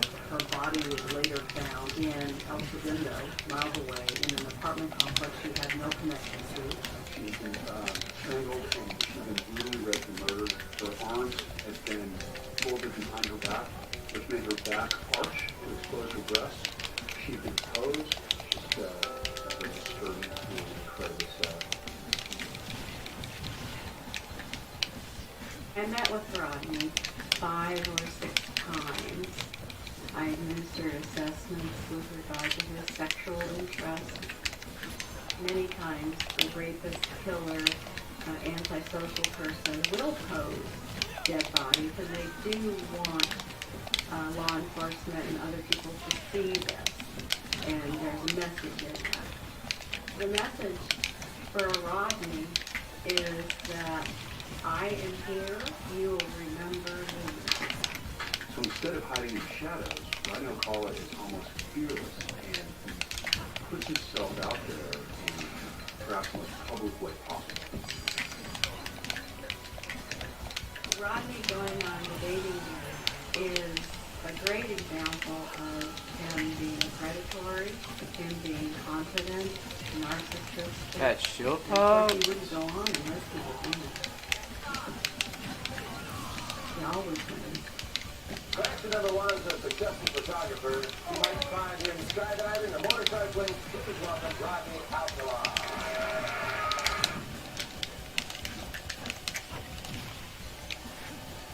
A migraine hope from empathy to show up for the sweet, the hectic, the tender, the tense, and fiery. But for many, that migraine keeps them from saying, I am here. We aim to change that with empathy, a preventive treatment for migraine in adults. One dose once a month is proven to reduce monthly migraine days, for some by half or more. Don't take Aimovig if you're allergic to it. Allergic reactions like rash or swelling can happen hours to days after use. Severe constipation can happen, sometimes with serious complications. High blood pressure can happen or worsen with Aimovig. Common side effects include injection site reactions and constipation. It doesn't matter what each day brings, so long as you can say, I am here. Aim to be there more. Talk to your doctor about Aimovig. What a pleasant morning! 4! Not 2 more!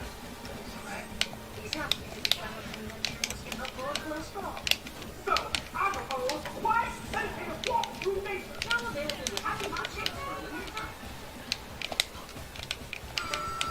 Please welcome Rodney Alcala.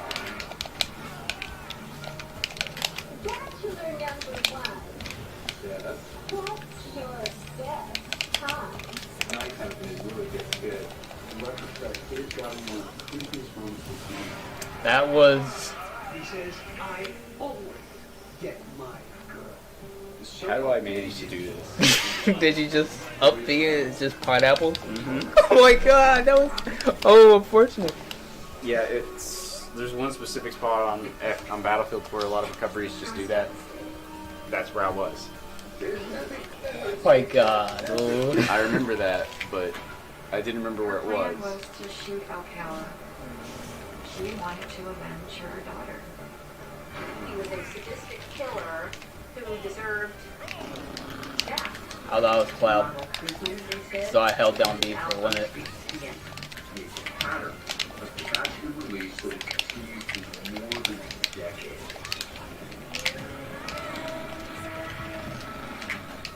pictures that the police have from a serial killer. His victims are still out there. Ace, no.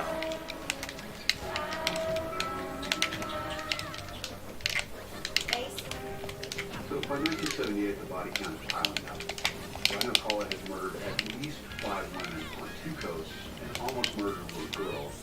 And he's just about to make his prime time business. Ace.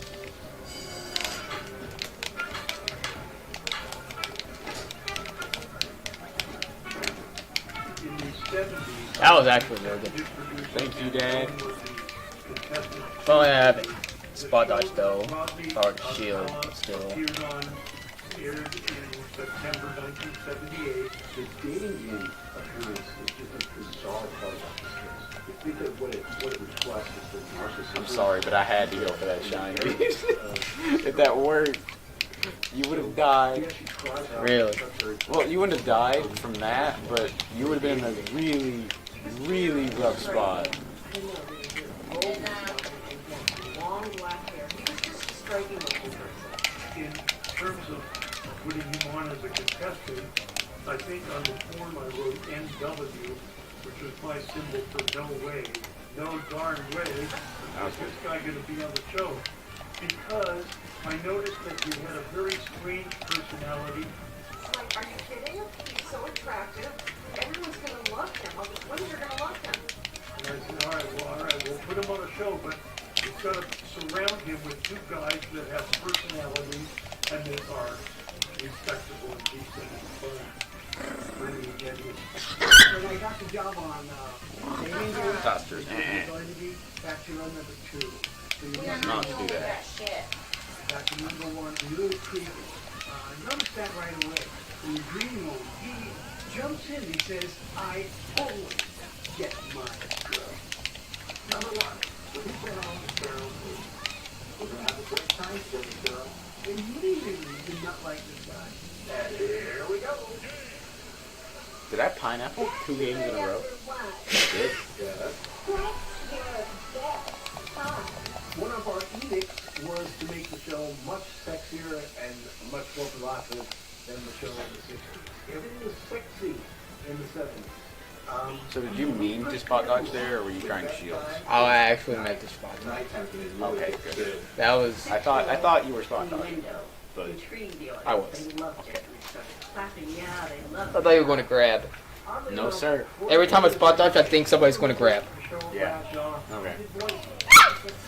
And I think people try to grab me off. That's why I have a spot dodging habit at times. Not as relevant tonight, but No pineapple, baby. Oh, that's why I thought the audience is Why? they love you. Cheryl Bradshaw asked about what kind of food she would be if she was going to serve them for dinner.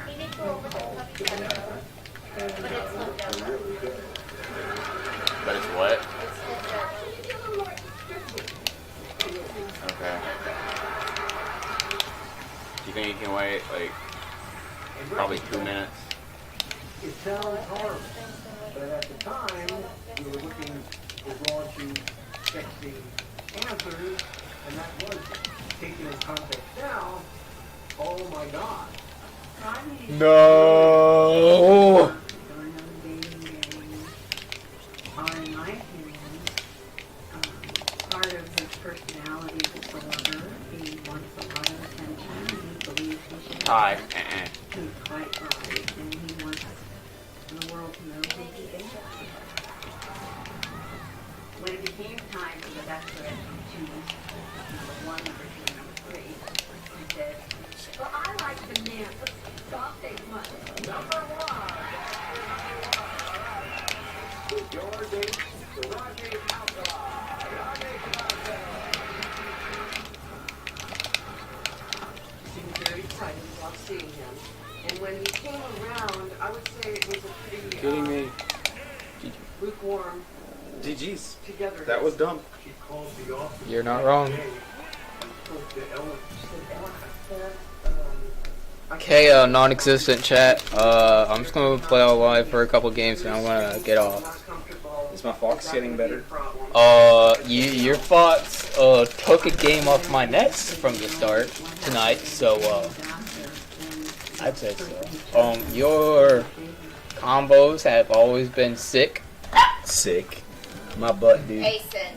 Asen, no. Well, I just said that because of the time he jab blocked me, and I suck at jab blocking still, so. 21-year-old college student and data entry worker.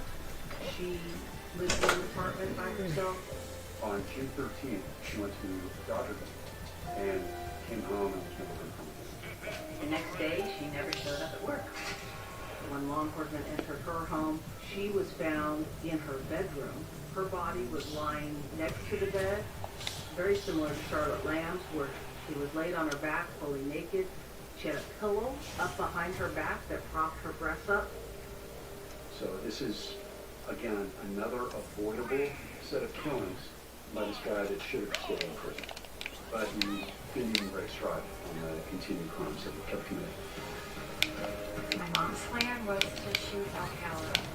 In those days, she didn't have metal detectors, and they didn't use them, so she got into a courtroom. She really didn't care about anything else at that point. She wanted to avenge her daughter.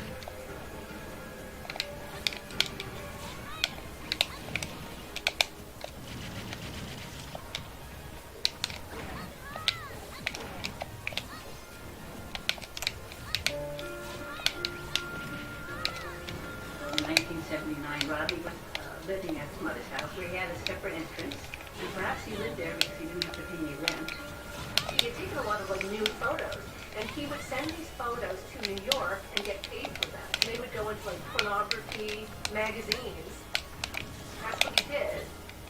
Not only was Rodney on the lam for 3 years, 10 most wanted, 34 months in prison for tally, 2.5 years in prison for felony giving drugs to a minor. He's out. He's free. He's on the prowl again.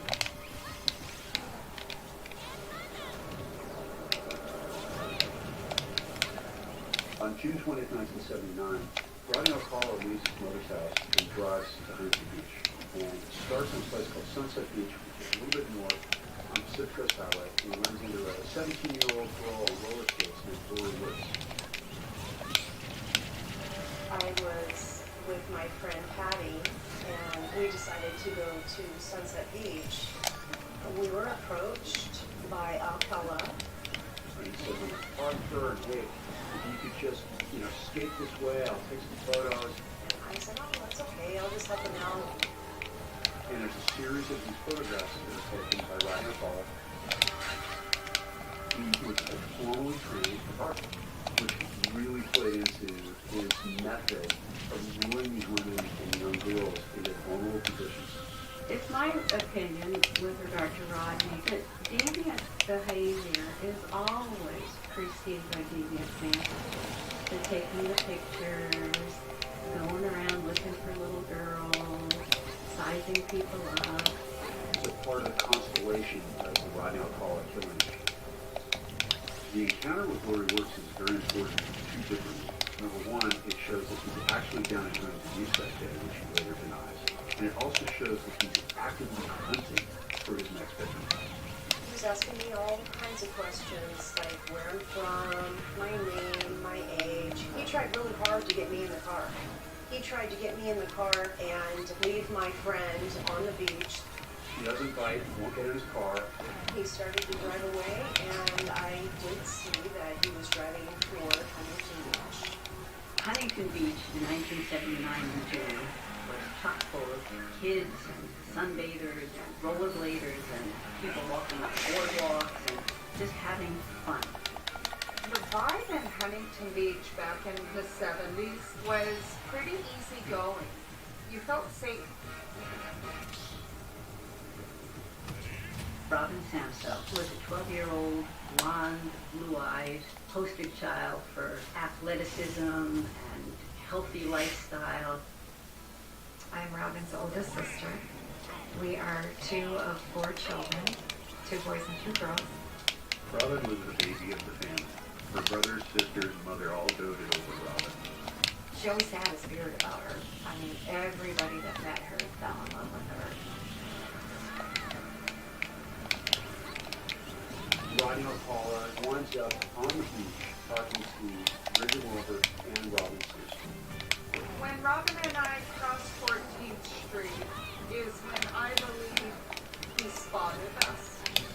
doing is he's saying, yeah, I'm a photographer, you're beautiful, you're a model, how about you let me see pictures? And I was having none of it. I was like, no, no. And he reached out and put his hand on Robin's leg. And that's when I grabbed her. I said, like, no, this isn't good. So one of the moms comes over and is like, who are you? Why are you talking to me? And he scurries off like a cockroach. Robin had to be at a dance class at 4 o'clock, so she and Brenda went back to Bridget's house. It was time for Robin to be going because she needed to be in the ballet studio to answer phones. That was how she paid for her ballet. Robin was running late, so Bridget let her use her bike. Go get my bike. I said, and don't stop. It was very important to me to say that. He had maps to Southern California with blacked out windows. He had this rolling traffic to try to get people in. And then my house phone rang, and it was one of Robin's brothers. And he said, is Robin still with you? Has she left? Because she hasn't shown up to ballet. And there's not a sign of anything, no bike, no person on the side of the road, nothing. Mom began to worry, and still an hour or so later when Robin still hadn't returned, she called the police to file a missing persons. That's my mom's baby, and my mom cried every day. Bridget was later introduced to a sketch artist to compile a composite of the individual they'd been talking to on the beach. And when I was done, I was like, that's him. That is him. It's Rodney McCall. I mean, you look at that, and it's Rodney McCall. Approximately 12 days after Robin went missing, a park ranger in the Sierra Madres at a location called Chantry Flat located some human remains. But she's been scavenged. And what that means is animals that have eaten her. During their search of the area, they also found a shoe that was identified as belonging to Robin at a beach. And that's how they found this beautiful 12-year-old girl. I remember I was laying on the couch, and the doorbell rang, and I answered the door, and it was the police. They came in, and they told us that they had found Robin. And my mom broke down, as well as everybody else, my brothers and I. It was devastating. Her mother, wanted to see her daughter's body, and they had to explain to her that there is no body. There's a skull and there's bones. My mom she was never the same. It's like her life just had this big empty hole. Everybody else was just on the outside looking in. They arrest Rodney Alcala at his mother's house in Monterey Park. After that, they obtained a search warrant for his mother's residence where he was living. They get inside Rodney Alcala's residence, and they see a receipt for a self-storage facility in the city of Seattle. So it's really good. Heads up police work. Paperwork is not a part of the search warrant. It's not collected, but it's in plain sight, so they write down the information. One of his sisters went to visit Alcala in jail, and they started talking about the storage locker. And Rodney Alcala is overheard saying words to the effect of, it's good that they don't know about the storage locker. The cops actually overheard the conversation. And they get inside and they find treasure trove of evidence. I mean, it breaks the case.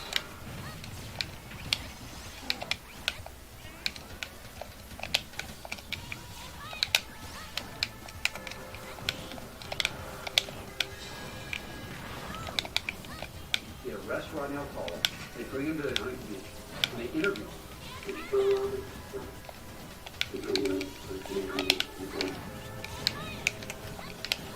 After the police interview him, he's very savvy, and he gives up very little information, and he essentially denies all wrongdoing.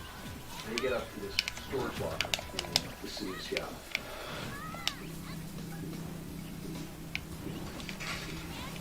They find thousands of pictures young people, older people, all kinds of people, in compromised positions.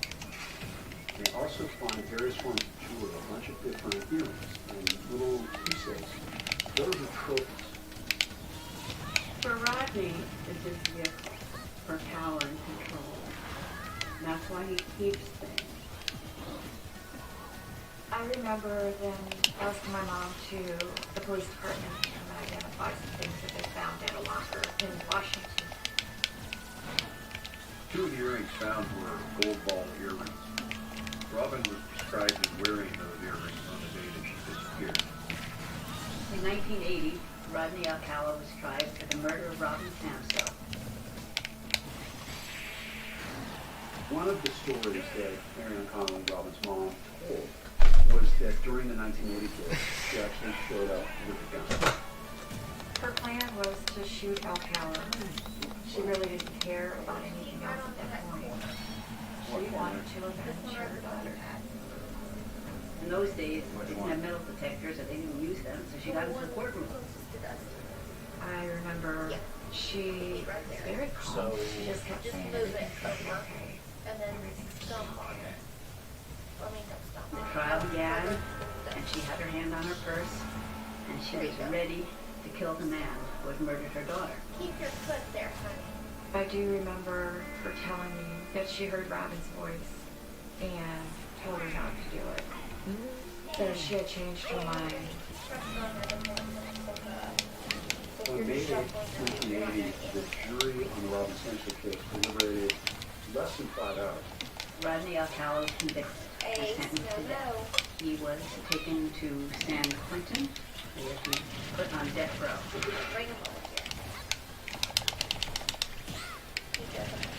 Several years later, an appeal came up. And to everyone's shock and sorrow and horror, the case was appealed. The verdict was overturned by the California Supreme Court because the justices determined that the jurors in the trial had been That was silly, okay.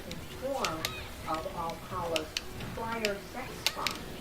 Claims that there's been a gross miscarriage of justice for being found guilty of something that I didn't do. In 1984, we learned that Alcala was taken to trial.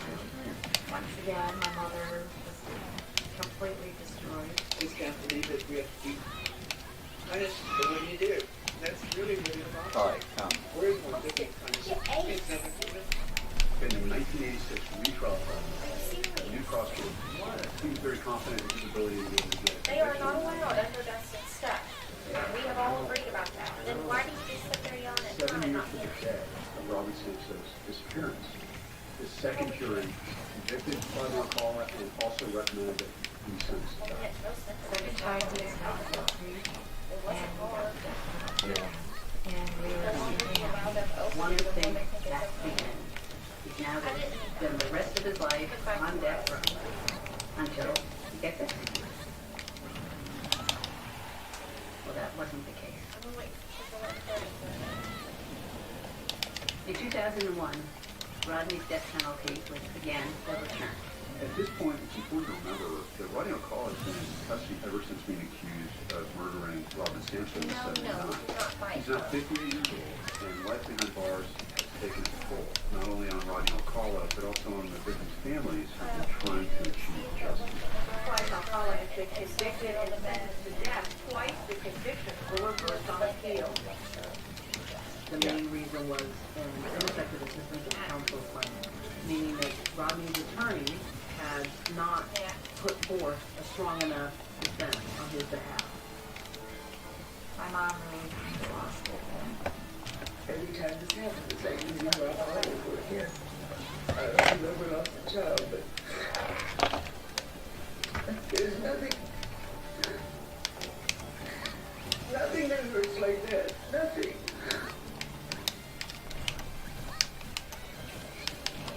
Amazingly, at this point, Rodney Alcala has escaped the death penalty 2 times. And now these victims and these families are going to be turning to me and my team to ensure that he's punished for this once and for all.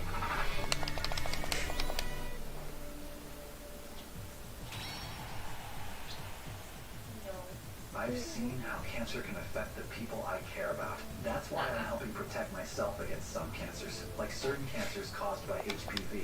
For most people, HPV clears on its own, but for those who don't clear the virus, it can cause certain cancers. Gardasil 9 is the only vaccine that helps protect adults through age 45 against certain diseases caused by HPV, including Hello, other viewer. Welcome to the stream. head and neck cancers, such as throat and back of mouth cancers, and Playing some friendlies online. HPV infection. Your doctor may recommend screening for certain HPV-related cancers. Women still need routine cervical cancer screenings. You shouldn't get Gardasil 9 if you've had an allergic reaction to the vaccine, its ingredients, or are allergic to yeast. Tell your doctor if you have a weakened immune system, are pregnant, or plan to be. The most common side effects include injection site reactions, headache, fever, nausea, dizziness, tiredness, diarrhea, abdominal pain, and sore throat. Fainting can also happen after getting Gardasil 9. If you're an adult through age 45 who hasn't been vaccinated, talk to your doctor or pharmacist about your risk for certain HPV-related cancers. And Gardasil 9 help protect yourself. You know, I mean, the thing is, people like Geico because it's just easy. Fun. You've got car insurance here and home insurance here. Why not? Put them together. Save even more. Geico.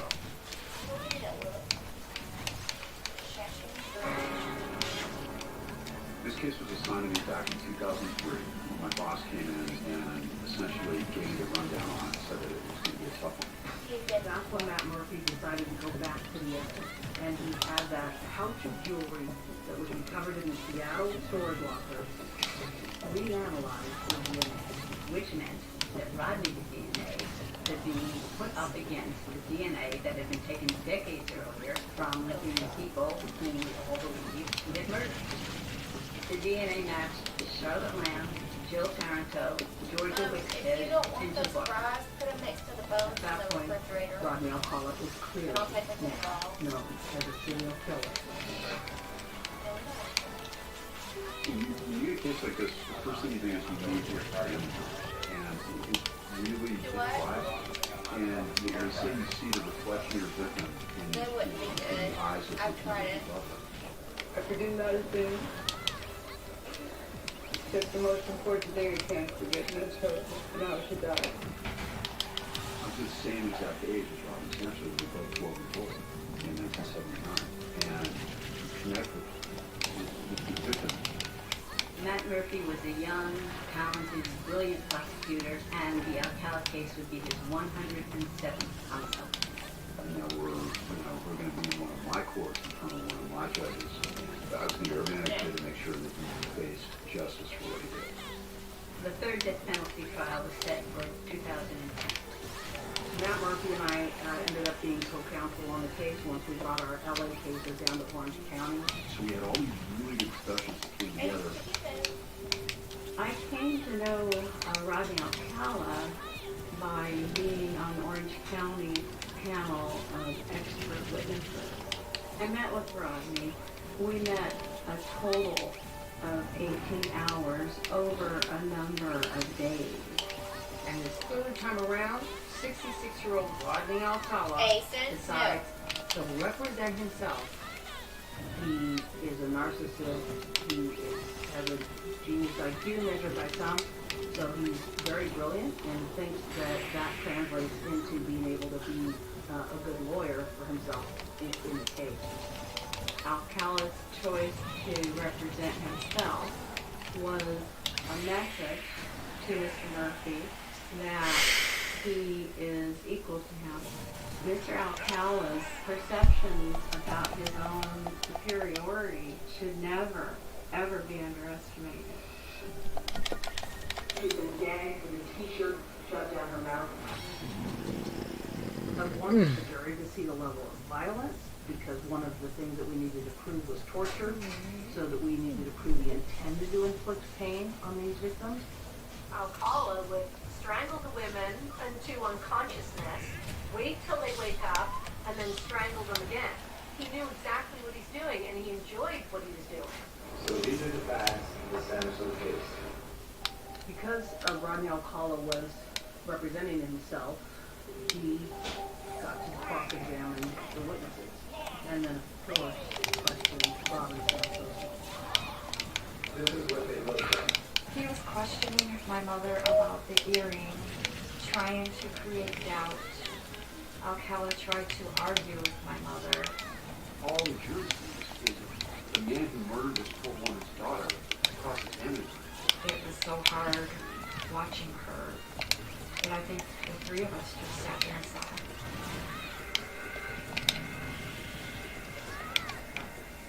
Robin Santos being in court is correct. You make sure that he is held responsible for what happened to that little girl. Murphy and his closing arguments, I mean, they were fantastic. He got her in his car, and he drove her up to those mountains. And Rodney Alcala smashed her face in, but she was still alive. He brutalized her. He's rattled up my book.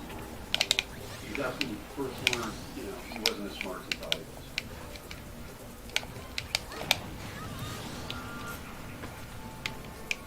The day the verdict was read, the courtroom was very still and very quiet. We, the jury, further find and fix the degree thereof, murder in the first degree. The verdict was guilty on all charges, across the board, all 5 murders. The evidence that we put in for the penalty phase of the trial focused largely on his prior sexual assault, Kelly Shapiro. When Matt reached out to me in 2010, he was pretty adamant that he really needed me to come forth and help put Alcala away. So now we come full circle, 68 to 79. So bringing Kelly Shapiro into wanting to live, is wanting to get away, is very important for a jury to see what a monster like Alcala is. I was there for this episode. I've never been a victim. Of course, I'm a survivor. If you decide that the death penalty is appropriate punishment, you shouldn't feel too good about it. After hearing all the evidence, the jury went back to deliberate one more time. And they came back to the verdict in a little less than 2 hours. We, the jury, in the above entitled action, determine that the penalty to be imposed upon defendant Rodney James Alcala to be death. I feel like Robin's life meant something even in 12 years. She stopped him from killing anybody else. And I believe that if you would have told her that God was going to use her for this purpose, she would have been okay with it. I just pray that I live long enough to watch him be executed. I only wish that I could be the one that administered the injection. In 2019, the state of California placed a moratorium on the death penalty. So that meant that all prisoners on death row, and this included Rodney Alcala, received a stay of execution. This did mean, though, that Robin Sanso's mother would not see Rodney Alcala. July 23rd, 2019. My mom passed away. She wanted to see that day. Alcala leaves this earth. He just does not breathe anymore. And it's unfair.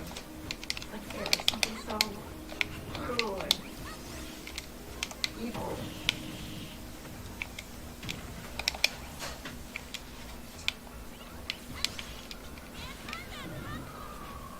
Cold case investigators tonight saying they have solved 2 of New York City's most notorious murders. New York had been investigating cases involving Rodney Alcala, a murder in 1971 and a murder in 1977. Although Alcala is already on death row in California, he will be extradited here to go on trial for killing the 2 New York women. They decided to charge Rodney with the 2 New York murders. He conceded that he did kill the 2 women in question. I was surprised at that book.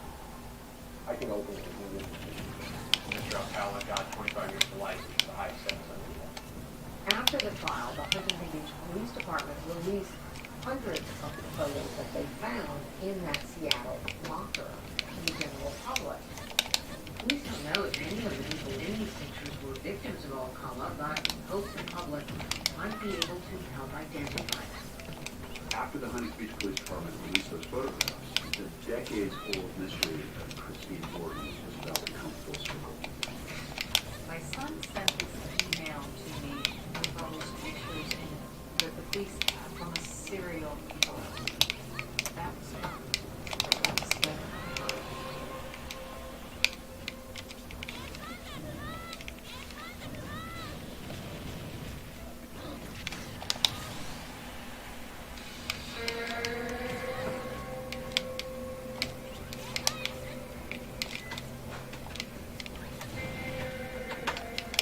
I think, having Christine being gone for so long, it was difficult because, we all knew that something had to happen. For nearly 40 years, Christine Ford's family assumed she was dead. She just vanished out of their lives.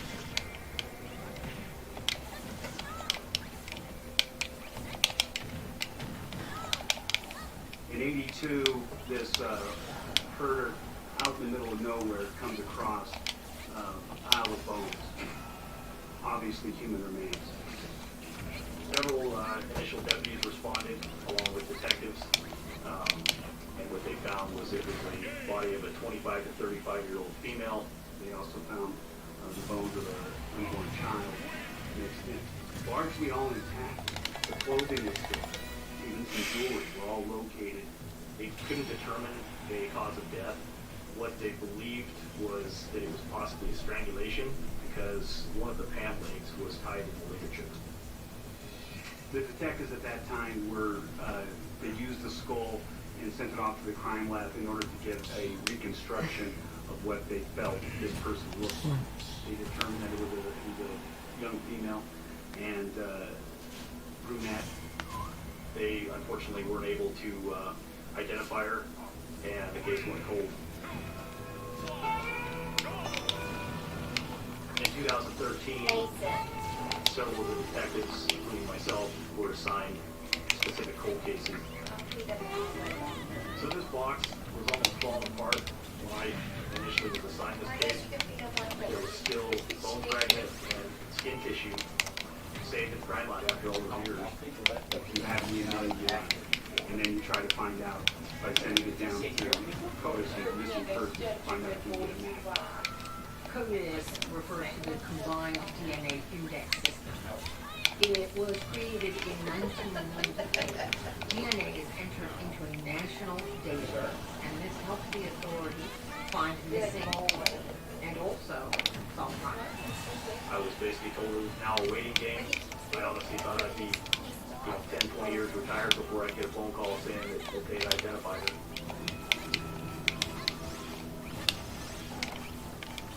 So in 2013, my son sent an email to me knowing that he had an aunt that he had never met. He knew the story, that she went missing, and he came across this article with all these pictures in it that the police had from a serial killer. Her son found the website that had all the pictures that they found in alcoholic water. She looked through all these photographs and stopped at that one photograph of a beautiful brunette seen on the back of a motorcycle. I think that's Chris. And sure enough, I looked at her little pinky toe, which I remember. It just was very distinctive. I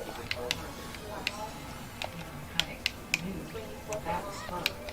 That was definitely her.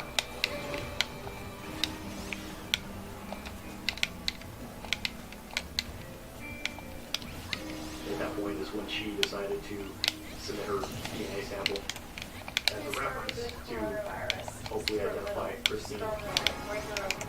Detective Sheeman came to my office to tell me that they had a match and an identification. Just shy of 2 years later is when I was off duty. I decided to check my email. The email I received identified my victim, Ranger, as Christine Thornton.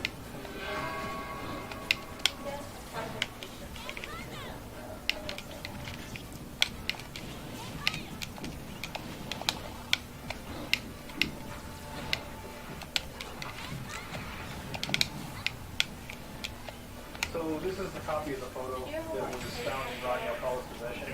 Trying to match this photo out in the Granger Prairie. Have you ever watched that sitcom Saved by the Bell? Ha ha ha, funniest shit I've ever seen. Just based off of two different regions, No. you can actually hold this picture up and actually show that this is almost the exact area that this photograph potentially was taken back in 1977. And here we are in 2020.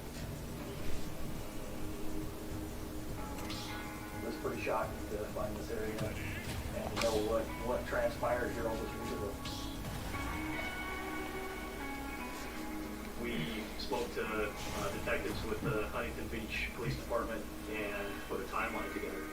So in July of 1977, with the permission of his parole officer, he was allowed to travel back to New York. Rodney Alcala wasn't flying. Rodney Alcala was flying. So Rodney Alcala leaves New York, comes back to Los Angeles, And we determined around the time that Christine was killed, he had been traveling across the nation. The motorcycle was actually owned by Rodney Alcala, and they were able to find that motorcycle in his possession. There's no rhyme or reason how these two people were so good and one cross paths and end up there. I thought we had enough evidence to possibly charge him, but before we did that, I wanted to speak with him. I've done hundreds and hundreds of interviews in my career, but I told myself, how the hell do you interview a serial killer?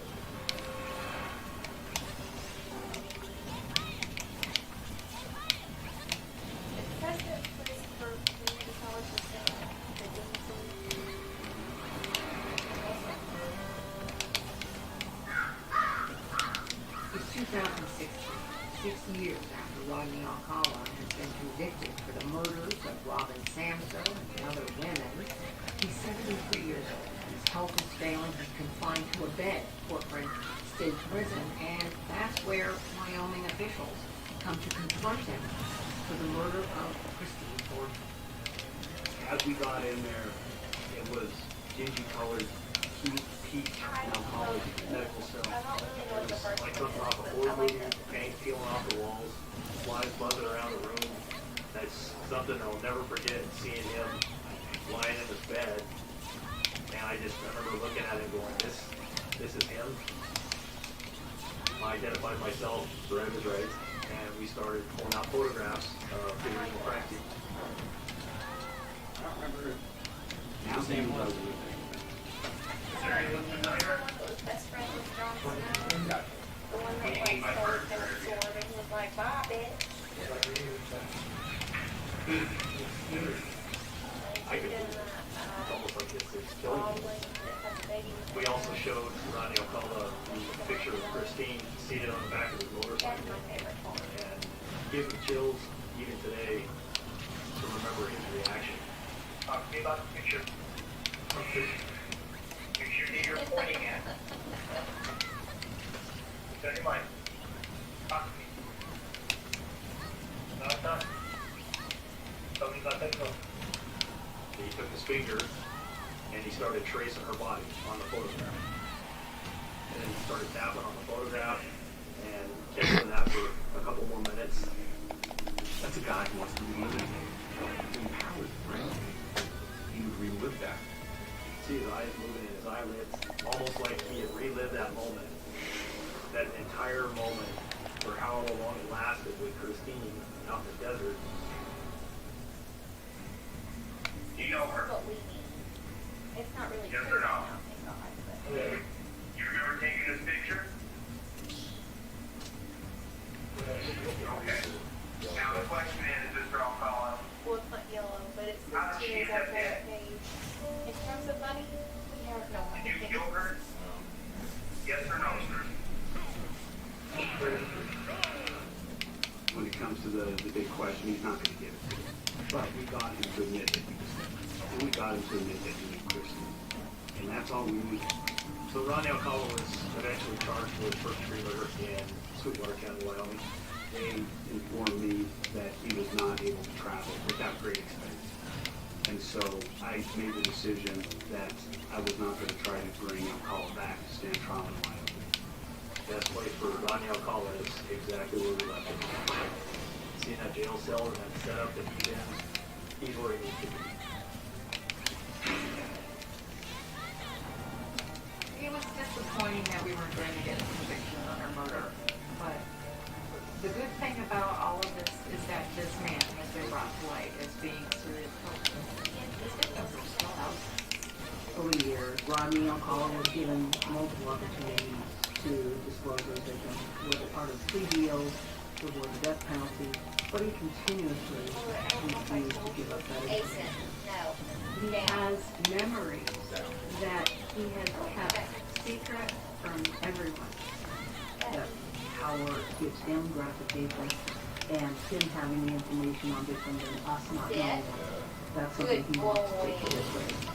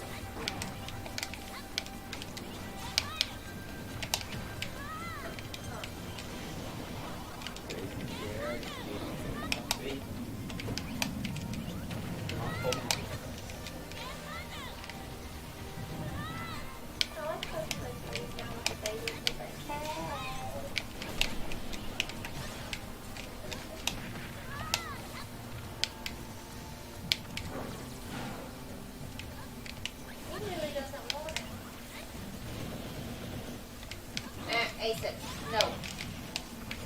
Austin?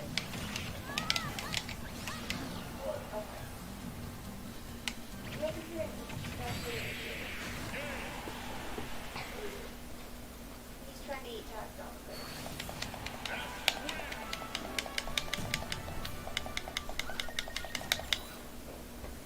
You're always mashed. Yeah, you're not even in the game and you're like pouncing at me.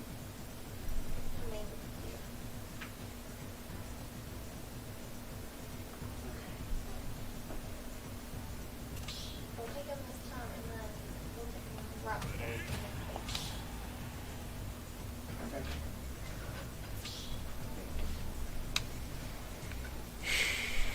Yeah, he's calling it quits. This next battle is okay.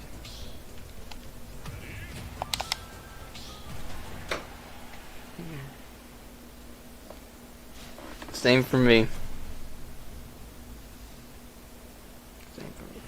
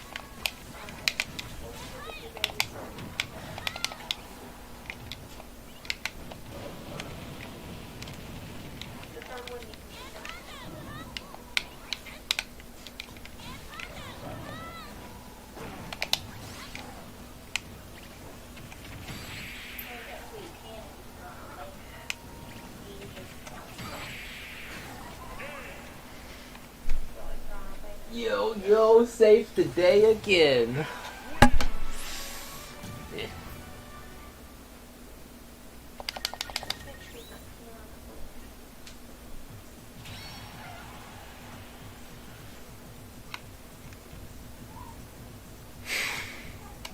Oh, I've been here a while.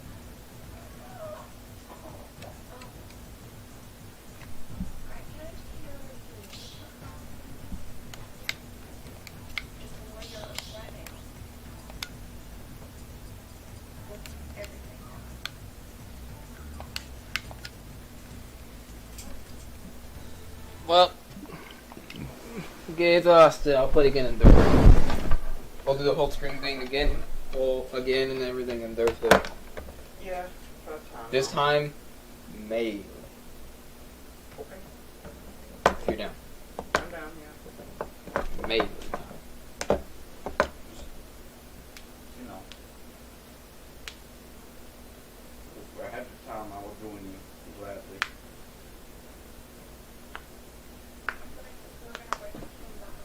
Bye bye.